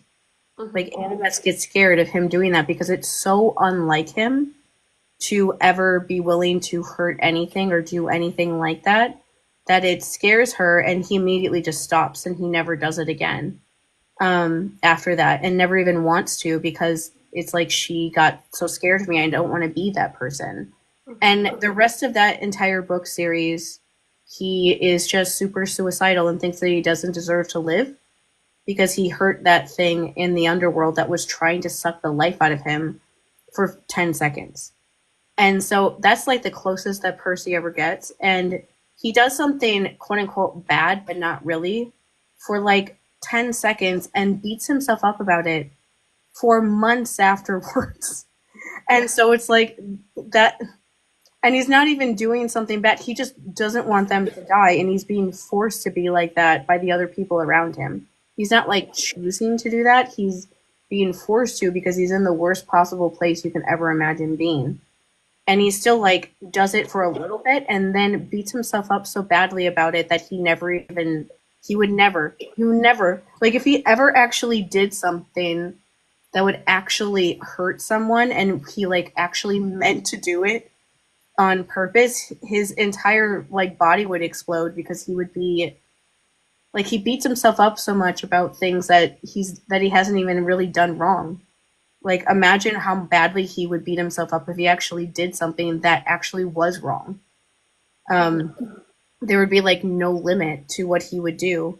It's like how being the scapegoat kind of weirdly makes you stop from going completely over the edge when otherwise maybe you would, because you're so hard on yourself that it just like stops you from ever because you're so scared of hurting people. And I just like, it's like wild to think about that and see people try to be like, oh, Percy was dark. Percy was being dark Percy, whatever the hell that doesn't exist. Anyway, and things like that. And then there's like Odysseus doing this stuff in Epic, and everybody's like, Epic is really fun. Kids can watch this. And I'm like, are you sure? Are you sure about that? He's dismembering monsters that aren't even necessarily trying, like, if you just don't listen to the sirens, you can just keep going. Like, they're not going to, like, chase after you or anything like that. That's what I was going to get to. He does not have to stop and talk to them. I will say he is doing so out of desperation in this version because he was given no help by Tiresias. But at the same time, like, he could have figured out another way through, I guess. There was no reason. He already knew that the sirens were there before he even approached anywhere near where their song could touch him or his men. So he could have just left. Mm-hmm. Yeah.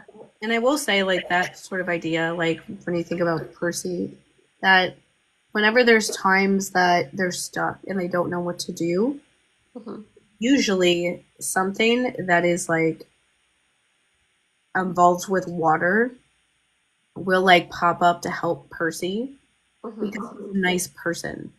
Yeah. And he has helped them before without expecting anything in return.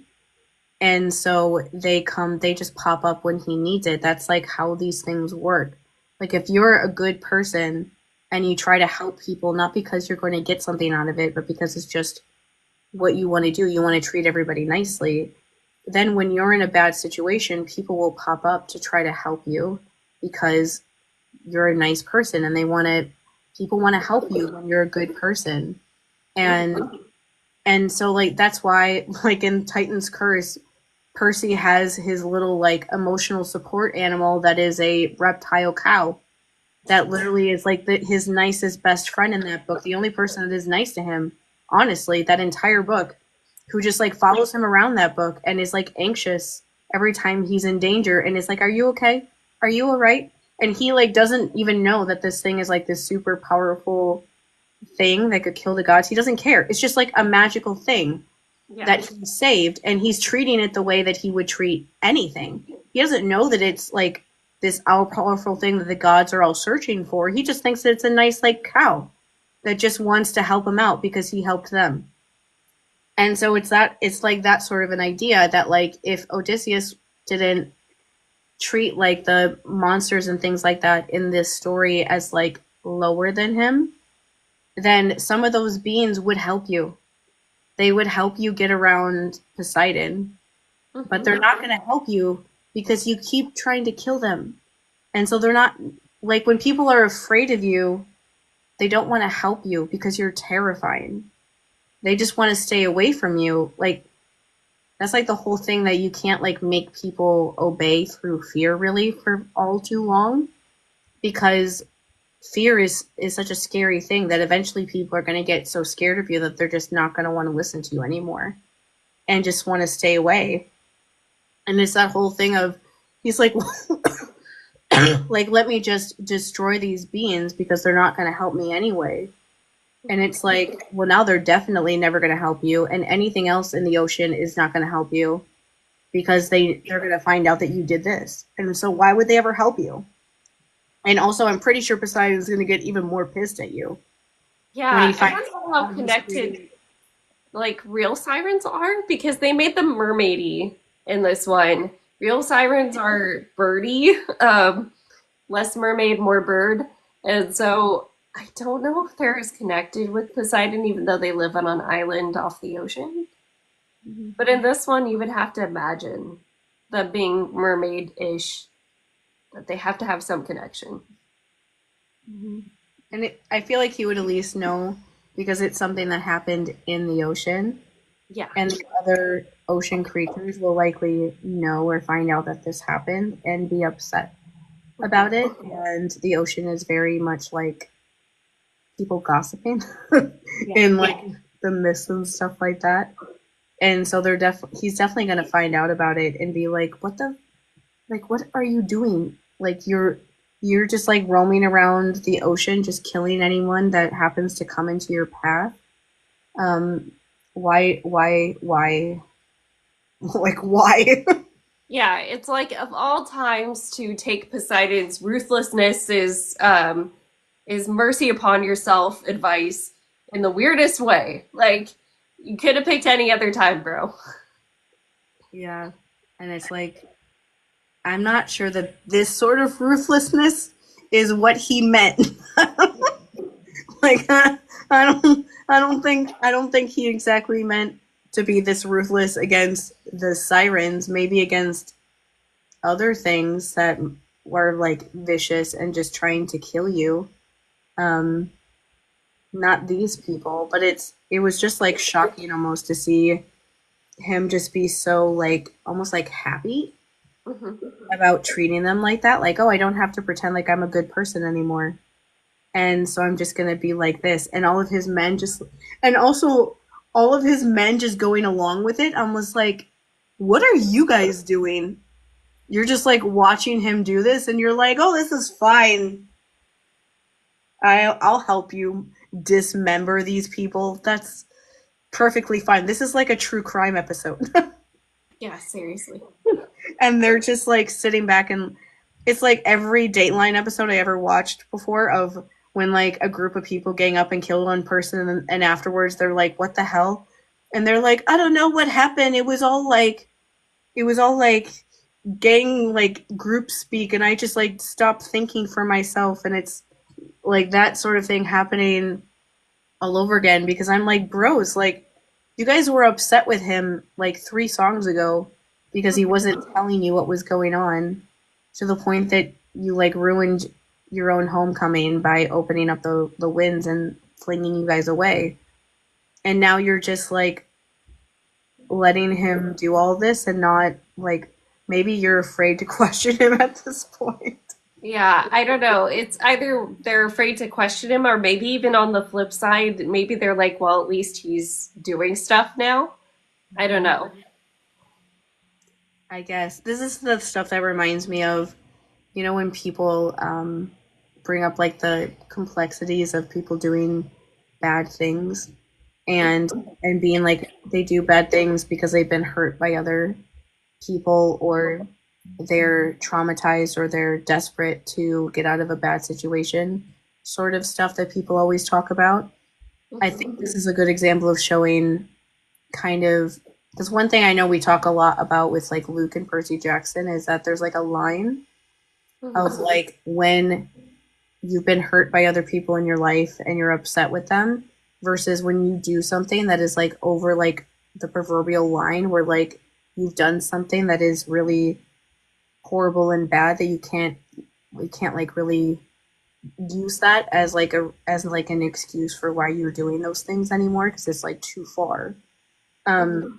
And this feels like that happening in a different way. Like yeah, Odysseus has gone through war and has watched a lot of people die that he felt responsible for, and has had Poseidon being after him because of something that he did that cost a lot of people that he cared about to die too.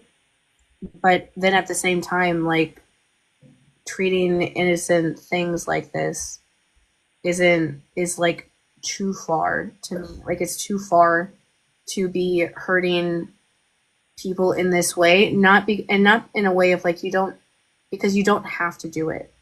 Mhm. I think that's the thing that was like so like oh my god, watching this was like you don't have to hurt these things this way in order to like beat them. And so the fact that you're just being vindictive Mhm. and hurtful on purpose. And that's, and not like, you don't have to. And so that makes it even, it just makes it too far.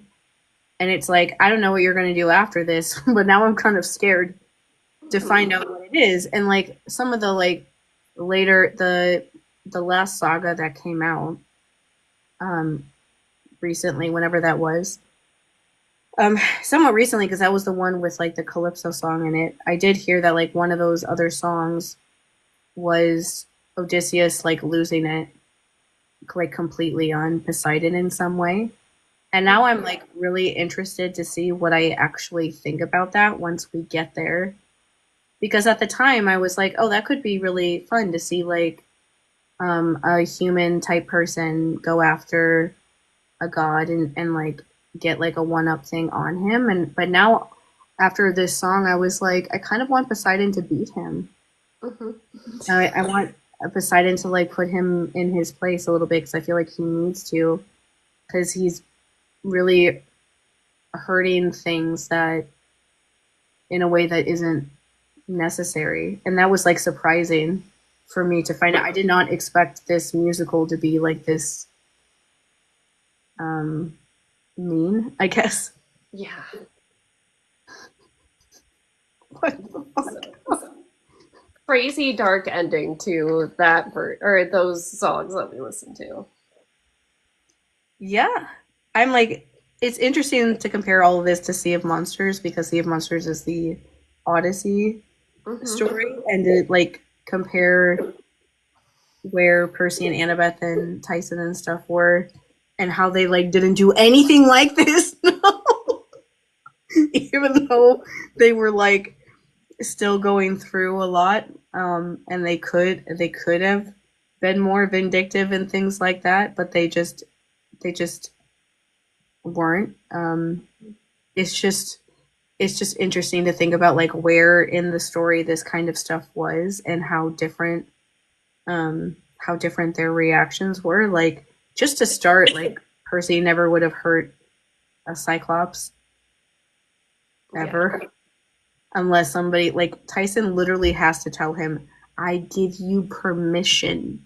At like the very end, and he's still like, "But I don't wanna," even though everyone else is telling him to. But yeah, like it's like wild to like think about that version of it and then see this version. And I'm just like, holy, but Jesus.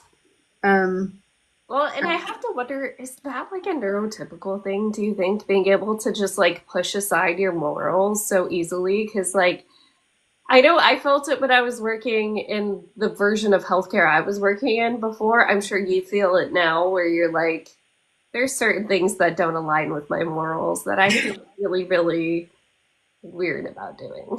yeah. For anyone who doesn't know, um, I started a job after being unemployed for a year in like the middle of October and went through training for like a month and a half. I just started working at this job in the last like 2 weeks, and it's working in the call center for United Healthcare. Like just imagine what it would be like working for them right now. And like the job itself was always going to be really hard, like no matter what, because you're listening to people being hurt by something that they shouldn't be hurt by. But especially right now, all of that stuff is in such like the forefront of your mind that it's like really is even more intense than it otherwise would be.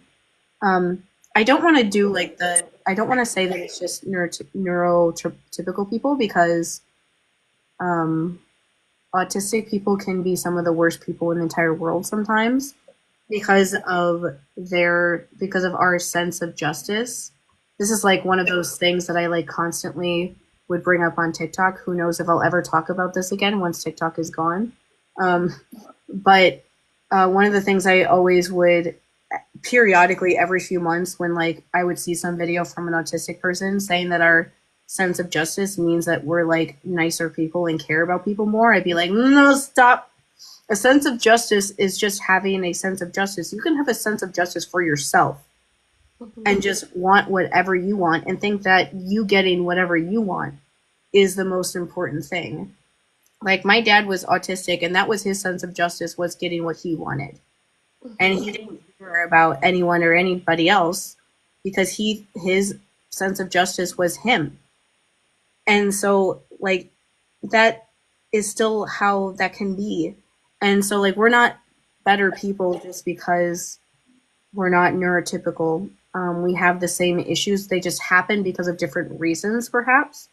Like, neurotypical people want to fit into society because that's what they want, and that's what they like, and because they have social cues, and so they can do those things a lot easier, and so they can sometimes like compromise their morals and things like that because of wanting to continue like meeting like the status quo, because they can meet that status quo, where with like more neurodivergent people, we don't meet the status quo, and so our version of it is just getting what we want because we feel like we don't get it.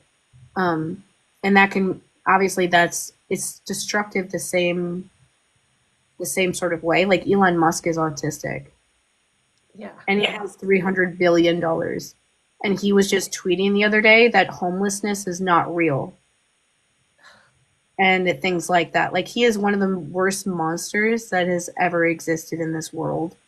Honestly, the like damage he does, he's not even done doing it, but the damage he's already done is like immense to like climate change and the world, and now his like alt-right stuff that he's doing and all that.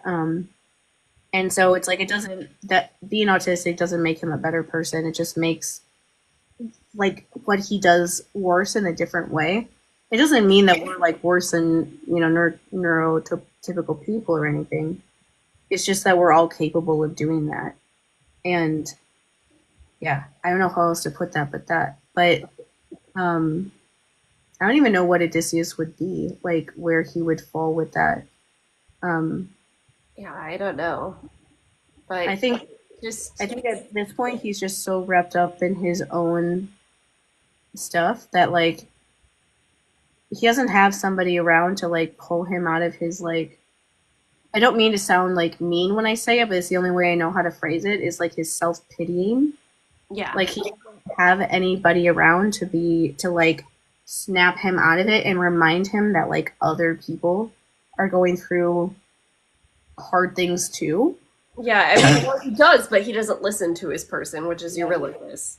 Yeah, and it's like, if he doesn't listen to that, then there's nothing there, and if you just keep thinking about how sad you are, or the things that you haven't gotten, or whatever, all the time, then you're just gonna get so mad at other people that you're just gonna do bad things. Like, we brought up Gabbie Hanna's song before, but she was a good example of doing that. Like, I honestly believe that she thought that she was like the victim of the whole Jesse Smile situation. Like, she absolutely believed that she was. And the reason why she thought she was because Jesse had the audacity to tell people the things that she did. And she fought, like, honestly, to like wrap up Gabbie Hanna as a person, as somebody who wanted to be able to control everybody. And when she couldn't control someone, she just punished them relentlessly, trying to get them to like give in to what she wanted. And that's like what she did. Jesse stopped being friends with her, and she punished her for years on end until she literally destroyed her entire life and her entire career She didn't have any friends. Her boyfriend left her. Everyone left her because of who she turned into to try to do that, to like try to control people because she just wanted to be able to control people. And this sort of thing with Odysseus is similar to that of like it started off like Gabbie was never like didn't start off as that bad of a person. But she just like slowly but surely over time, all of those like negative traits she had just were amplified and didn't listen to anybody who tried to like warn her that she was doing things that she needed to stop and think about in the same way that Odysseus is just like going off the rails and is just doing whatever he wants because he thinks that like I missed my wife and I missed my kids so I should just do whatever in order to get that because I deserve to see them again one day. And it's the whole thing of like, do they want to see you right now though? Like, I don't I don't think so. Like, I really don't think that they would. It's like that whole thing of when somebody says like, "Oh, I did all of this for you." I feel like I'm quoting Anakin. I did all of this for you, Padme. Like, doesn't he basically say that right before he chokes her to death? But he says something like that to her. And he's like, I did all of this for you and to protect you and to make you happy. And she's like, you literally killed children. I didn't want you to kill children. Why did you think I would want you to kill children? And it's like that sort of a thing of like, what do you mean that you did this for me? Like, I don't want you to do this for me. Leave me alone. Yeah. If you actually did love me, you would have stopped yourself from doing this horrible shit and saying that it was for me because now I feel responsible for the things that you were doing because you said that you did it because you cared about me. Yeah. I had stuff like that with my dad when I was growing up too. I still have like guilt over stuff like that, even though that's not from like a rational place. I realize at this point that it's not.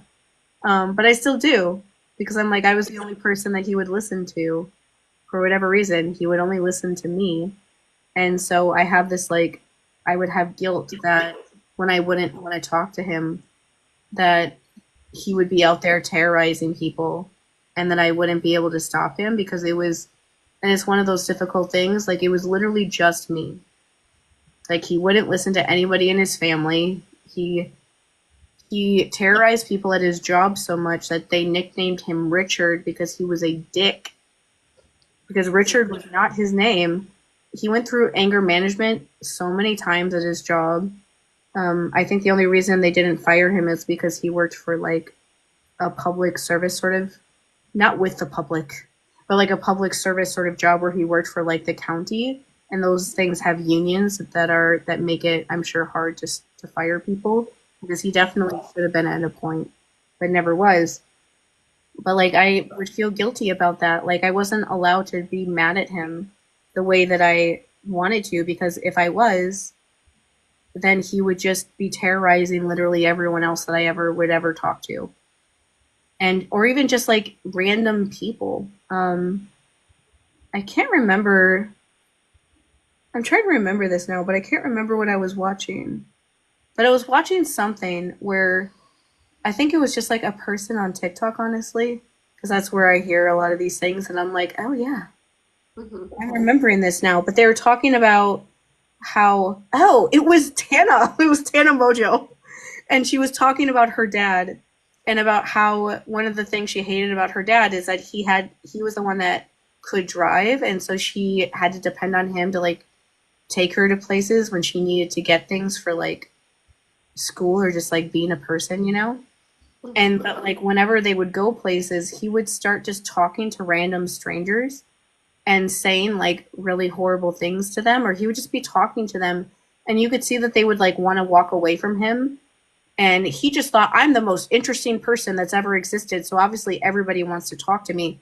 And he never realized that like they were like laughing at him instead of like laughing like with him or being interested in what he was saying. And that like brought back all of these memories of every time I would go anywhere with my dad, he would do that. He would just come up to people in like a store and just start talking to them. And I would just have to like sit there and like nod my head and act like I knew what he was doing. And then try to get him to like walk away and leave them alone because I could always tell that they obviously didn't want to talk to him. And it was like that sort of a thing of like, okay, I need something. I need somebody to take me to the store. So my dad's the only one around right now to do it. So if I go with him, I'll get what I want. But if I go with him, he's going to like harass random people in this store that I might know because we live in a really small town. Mm-hmm. And I'm going to be really embarrassed. So like, what is worth it? Is it worth it for me to get like soda or should I just sit at home and just like wait for my mom to come home from her like 5 jobs that she was working and like ask her to get it instead? It was like that sort of thing, but that's like that sort of, I guess like guilt or something, or like responsibility that like, I'm interested to see like the Ithaca stuff, to see like how his wife is depicted in this, if he's able to like hide the stuff that he was doing to get back home or not, because she would probably be really upset that he did all of this so far and like used her as the reason for doing it. Yeah. I mean, there are certain things like Jake could do a lot of things, but there are certain things that if he ever did them, that would be a line, you know? Mm-hmm. It's just too much. Yeah. It's funny, I think, that we went from comparing him to like all of our favorite heroes to Anakin. Yeah, I mean, he took a very dark turn in this little chapter that we were just in, so and a darker turn than I feel like he takes even in his real mythology. Yeah, it's interesting because it makes him like a very flawed character. Mm-hmm. And I like when people do depictions like this where you have to have like characters be able to be their own people, like be their own characters, even if they're based on like other ideas or myths or whatever. And so I like that he's letting him be so messed up almost, and like having him kind of go off the deep end in the way that like Odysseus in the original stories doesn't go that far, because it just makes it a more unique story, and it makes it stand out from the original and not feel like it's just a musical version of the original story, because it's very much its own thing. Yeah. You kind of had to do that eventually and just make them their own thing. Like, I was thinking about how we were talking about how different this version of like Epic's version of Hermes is than like Percy Jackson Hermes. Mm-hmm. And like both of them are Hermes.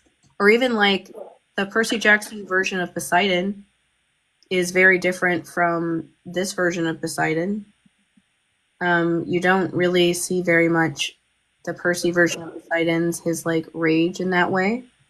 There's like little moments here or there when you kind of hear of it and things like that, or like there's one part in like one of the most recent books that came out, where like Percy is trying to get Poseidon's attention because he has to ask him something about like about his first, like, you know, the books where he's trying to get like the letters of recommendation, and so he needs to ask Poseidon about something, and so he sits on his throne, and Poseidon shows up like screaming, ready to kill him, and then he stops and he's like, "Oh, it's Percy," and he's like, and you can, and like the thing of how he's talking to him, you can tell he's like trying to rein in his like anger, and he's like, "Why are you sitting on my throne?" Like, why are you sitting on my throne? And he's like visibly like in the book like trying to like calm down because he was about to murder somebody.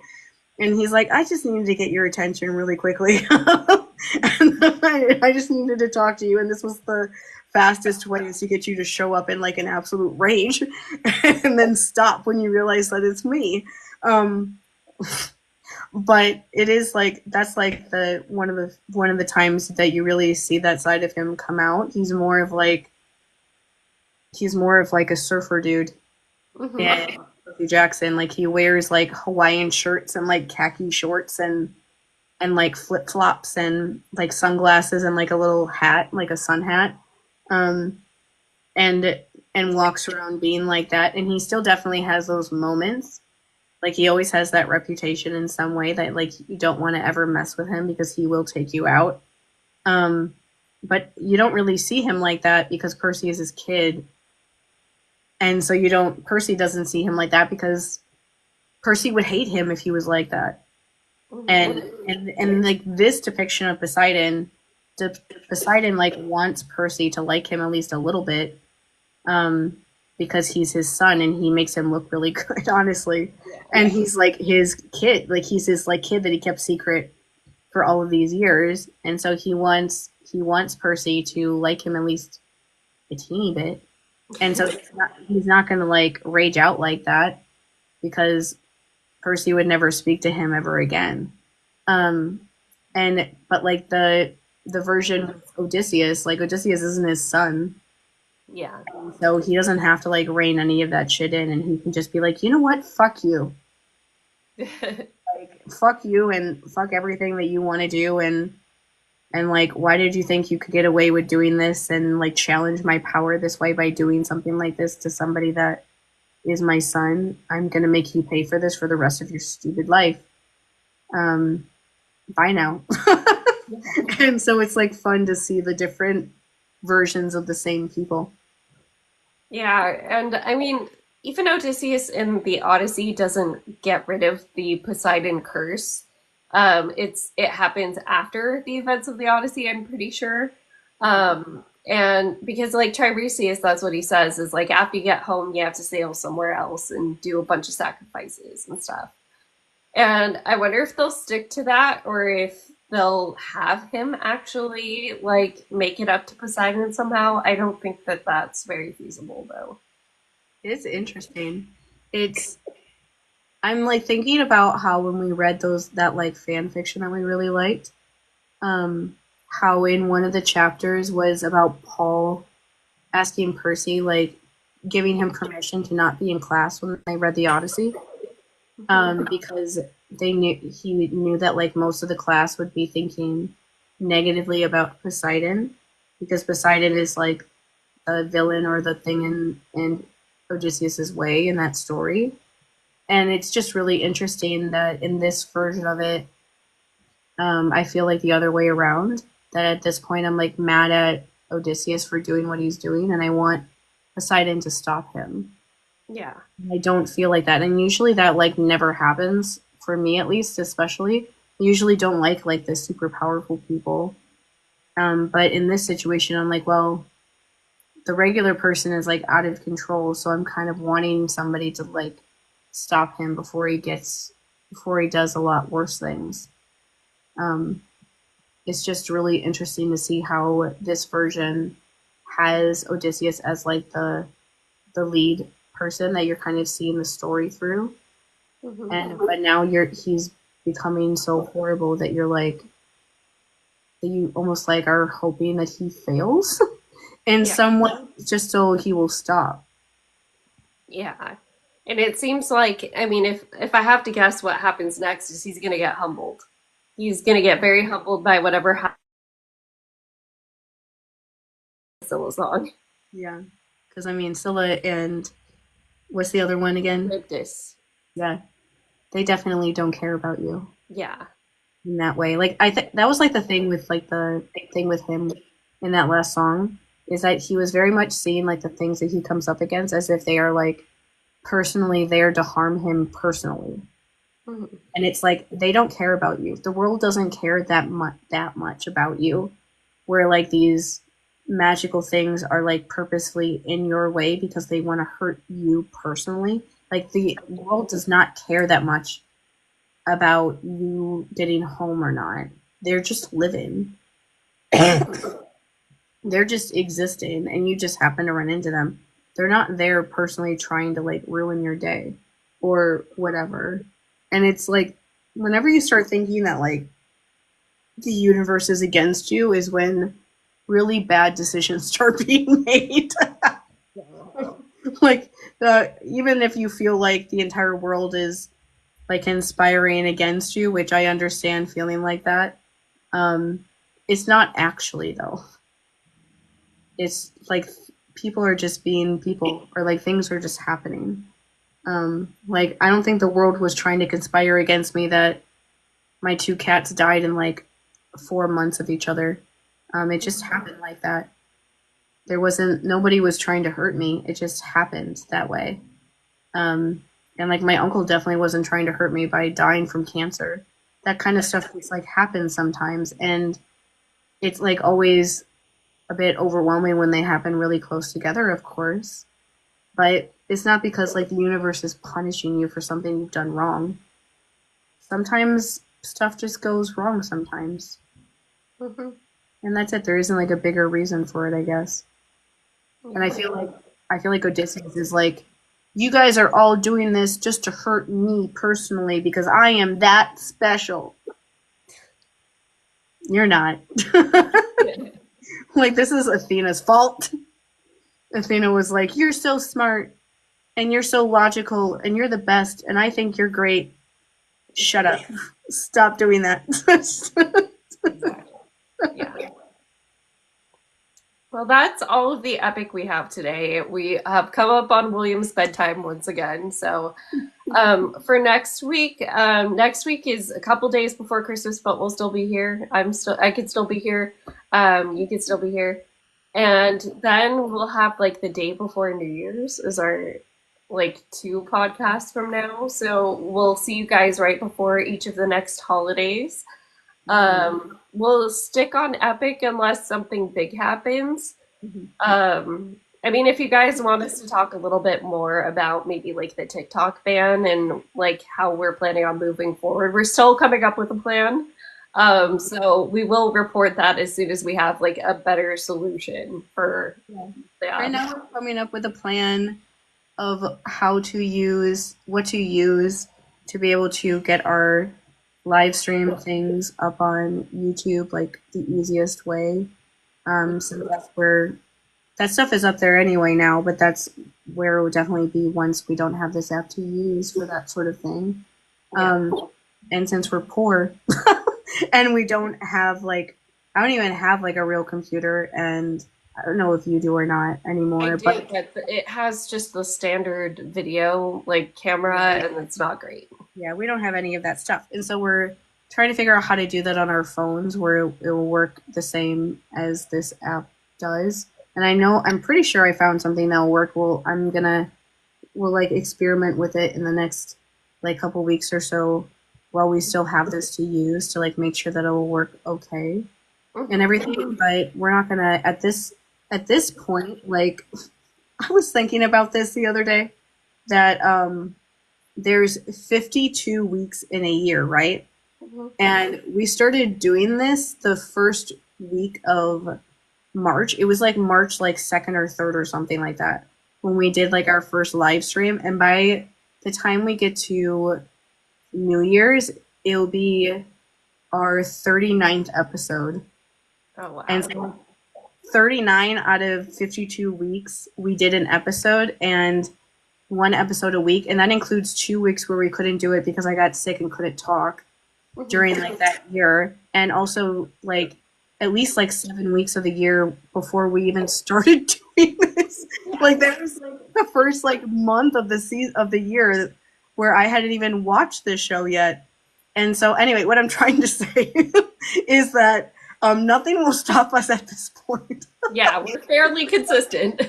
Like if we were able to do all of that especially when we were both unemployed, and for like 6 months of that time I had literally no money at all, and it was like maxing out all of my credit cards trying to buy myself food when my mom was out of town, and things like that. Like if I could do it when all that was going on, like doing it in any other circumstance is like super super fucking easy.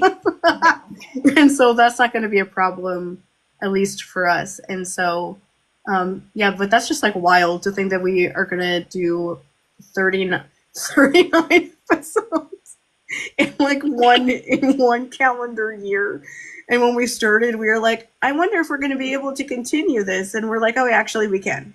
Yeah, we got this. We got this. And at this point, it's more of like we probably are going to add in like another episode or something, because I'm just like thinking out loud right now. I'm just like assuming that like us reading out the chapters, when we do that, we'll probably like read them out and then do a different one where we actually like analyze them, because it's more, I think it's more fun that way anyway, to like spend the whole time reading them out. And I don't want us to like feel like we have to rush, especially with these books, with like these last few books that are so intense. If we had like a bunch of analysis for the earlier stuff, it's just going to get, it becomes just more and more as more time goes on. And so we're more likely to like add more things than to take things away. It's just a matter of figuring out how to use what we have to like put things up in a way that is easiest for us, so that it makes our lives very easy to keep going with this stuff, while we are like too poor to have the things that other people have. Like, it's easier to do this stuff when you have like a nice computer where you can just set up your computer and use one of the apps they have on there and just do it, and it comes out really good every time. That's never going to be our thing unless some like crazy insane miracle happens. That's how you know if some crazy miracle happens, if that suddenly happens for us, where we suddenly start using like what everybody else does, and you're like, why does this look so nice? Which one of them won the lottery? Yeah, like, who had a family member that died in an accident and left all of their money to she was? Or something like that. Yeah. Like some random like anonymous benefactor just was like, here you go. We're like, okay. I'm like, okay, thanks. But yeah, at least we can at least say that because I know that there's a lot of like fear about that. It's really weird seeing all these people talk about wanting to like switch over to YouTube and talking about like the difference between TikTok and YouTube when we figured that out in the last 9 or 10 months, like just doing it. And so now everyone else is trying to figure out the same thing. But I can at least say that we figured that out already. So you don't have to worry that I feel like a lot of people are worried that creators they like are just going to like disappear into the Narnia somewhere, and like where you like will never see them ever again. Like how there's a few people from Vine, because it was harder to follow people onto different apps back then, that like I know there's people that I watch from Vine that I don't think I ever saw again. But now, like, what I'm doing at least for now is on my For You page, on my following page, on my friends page, I am just clicking onto every single profile I may want to save and making sure I follow them on Instagram. That's what I've been doing. I've been following everybody on Instagram or YouTube, especially like the people that have been able to like make a living off of TikTok. I feel really bad for all of them that this is their job, and now suddenly their job is just going to be gone in a really short amount of time, and how much like panic that must be. Like, if I feel sad and like upset about this, I can't imagine doing that when this is like literally how you make all of your money. And so anyone who's like that I follow, I just keep following all of them on YouTube. So whenever they start making content more over there. But yeah, at least we have that. And like Vine was so weird because the videos were so short. So that was why I never really used Vine, because I was like, what's the point of watching a video that's only 6 seconds long? I don't get it. And I think it's funny that one of the few Vines I did see was Drew Gooden's Vine. Oh my gosh, yeah. Because that is such my sense of, he's like the, probably, besides Jesse Smiles, he's like the only like quote unquote Viner that I follow on YouTube, and I genuinely really enjoy. He's like really smart and makes actually really good videos still that aren't just like stupid or making fun of people or supposed to be like comedic or whatever. His videos have always been like intelligent, even the ones when he's being like satirical. He's like still making a point. Like when he made fun of like the Ace family, that was like the video that I found him doing. Like he was making fun of them, but in a way where he was still making like a bunch of points. But like that video of like road work, I sure hope it does. That's like, I remember that I saw that back in the day and I just like couldn't stop laughing. I'm like, that is exactly my sort of sense of humor. And that's like actually a Vine that does a good job of being funny, Yeah. because it must have been so hard to like get your personality across in such short little like bursts of time. That I do feel like, I mean, there are going to be people on TikTok that just like disappear because it just doesn't work anywhere else. Like people just don't watch the same things in other places. Like I've seen so many videos of people talking about like edit accounts, like people who make like little fan edits. That shit is never going to work on like on any other app. Like people just don't watch that, and especially because they're going to take away CapCut too, which because it's also owned by the company that owns TikTok. Yeah. So if you take that away, then there are other apps to use that have similar things, but I don't think they have the same like effects and stuff like that that look like they do on TikTok. And so some of those, like some of people like that, are like the people whose entire accounts are them just like looking really conventionally attractive while they really badly lip sync of it like a song, and that's literally all they do in their videos, and they don't have any other talent or anything. Those people are probably gonna like disappear somewhere. I don't know where, but unless a new version of TikTok pops up again, they're not gonna like. It just doesn't translate the same way, and it honestly will be really interesting. Even though we're being forced to do this, it will be interesting to see like how people pivot and change, because you never would have thought like back when Vine died that like Drew Gooden in like 2025 basically would still be incredibly relevant and had like multiple, that like video he made about AI and how horrible it is went viral like 5 different times Yeah. in a couple months, because he hits it on the head. It like, I still go back and watch those videos that I have saved because it's so satisfying to listen to somebody like get it and explain it so well. But you never would have thought the guy that made the like the road work ahead video would end up making videos like that. And or even like we talked about Gabbie Hanna, you wouldn't have thought that Gabbie Hanna on Vine would have ended up being like one of the worst people that anyone's ever been like had to interact with, like to the point that she, I don't know, like you never would have thought Gabbie Hanna back on Vine would have befriended her ex best friend's rapist because she doesn't believe that she was raped by him, because she's mad that she doesn't want to be friends with her anymore. Yeah. That is so evil, like actually evil, and to do. And you never would have thought that that version of Gabbie would have even existed. So it'll be really interesting to see what people from TikTok find a way to like pivot and reinvent themselves in a new way on whatever app takes this one's place until the government shuts that one down. Hopefully this is an unprecedented thing that never happens again. Yeah. We'll see, I guess. Yeah. Anyways, we'll be back next week for more epic and whatever happens to happen in the in-between. Mm-hmm. All right. Bye. Bye.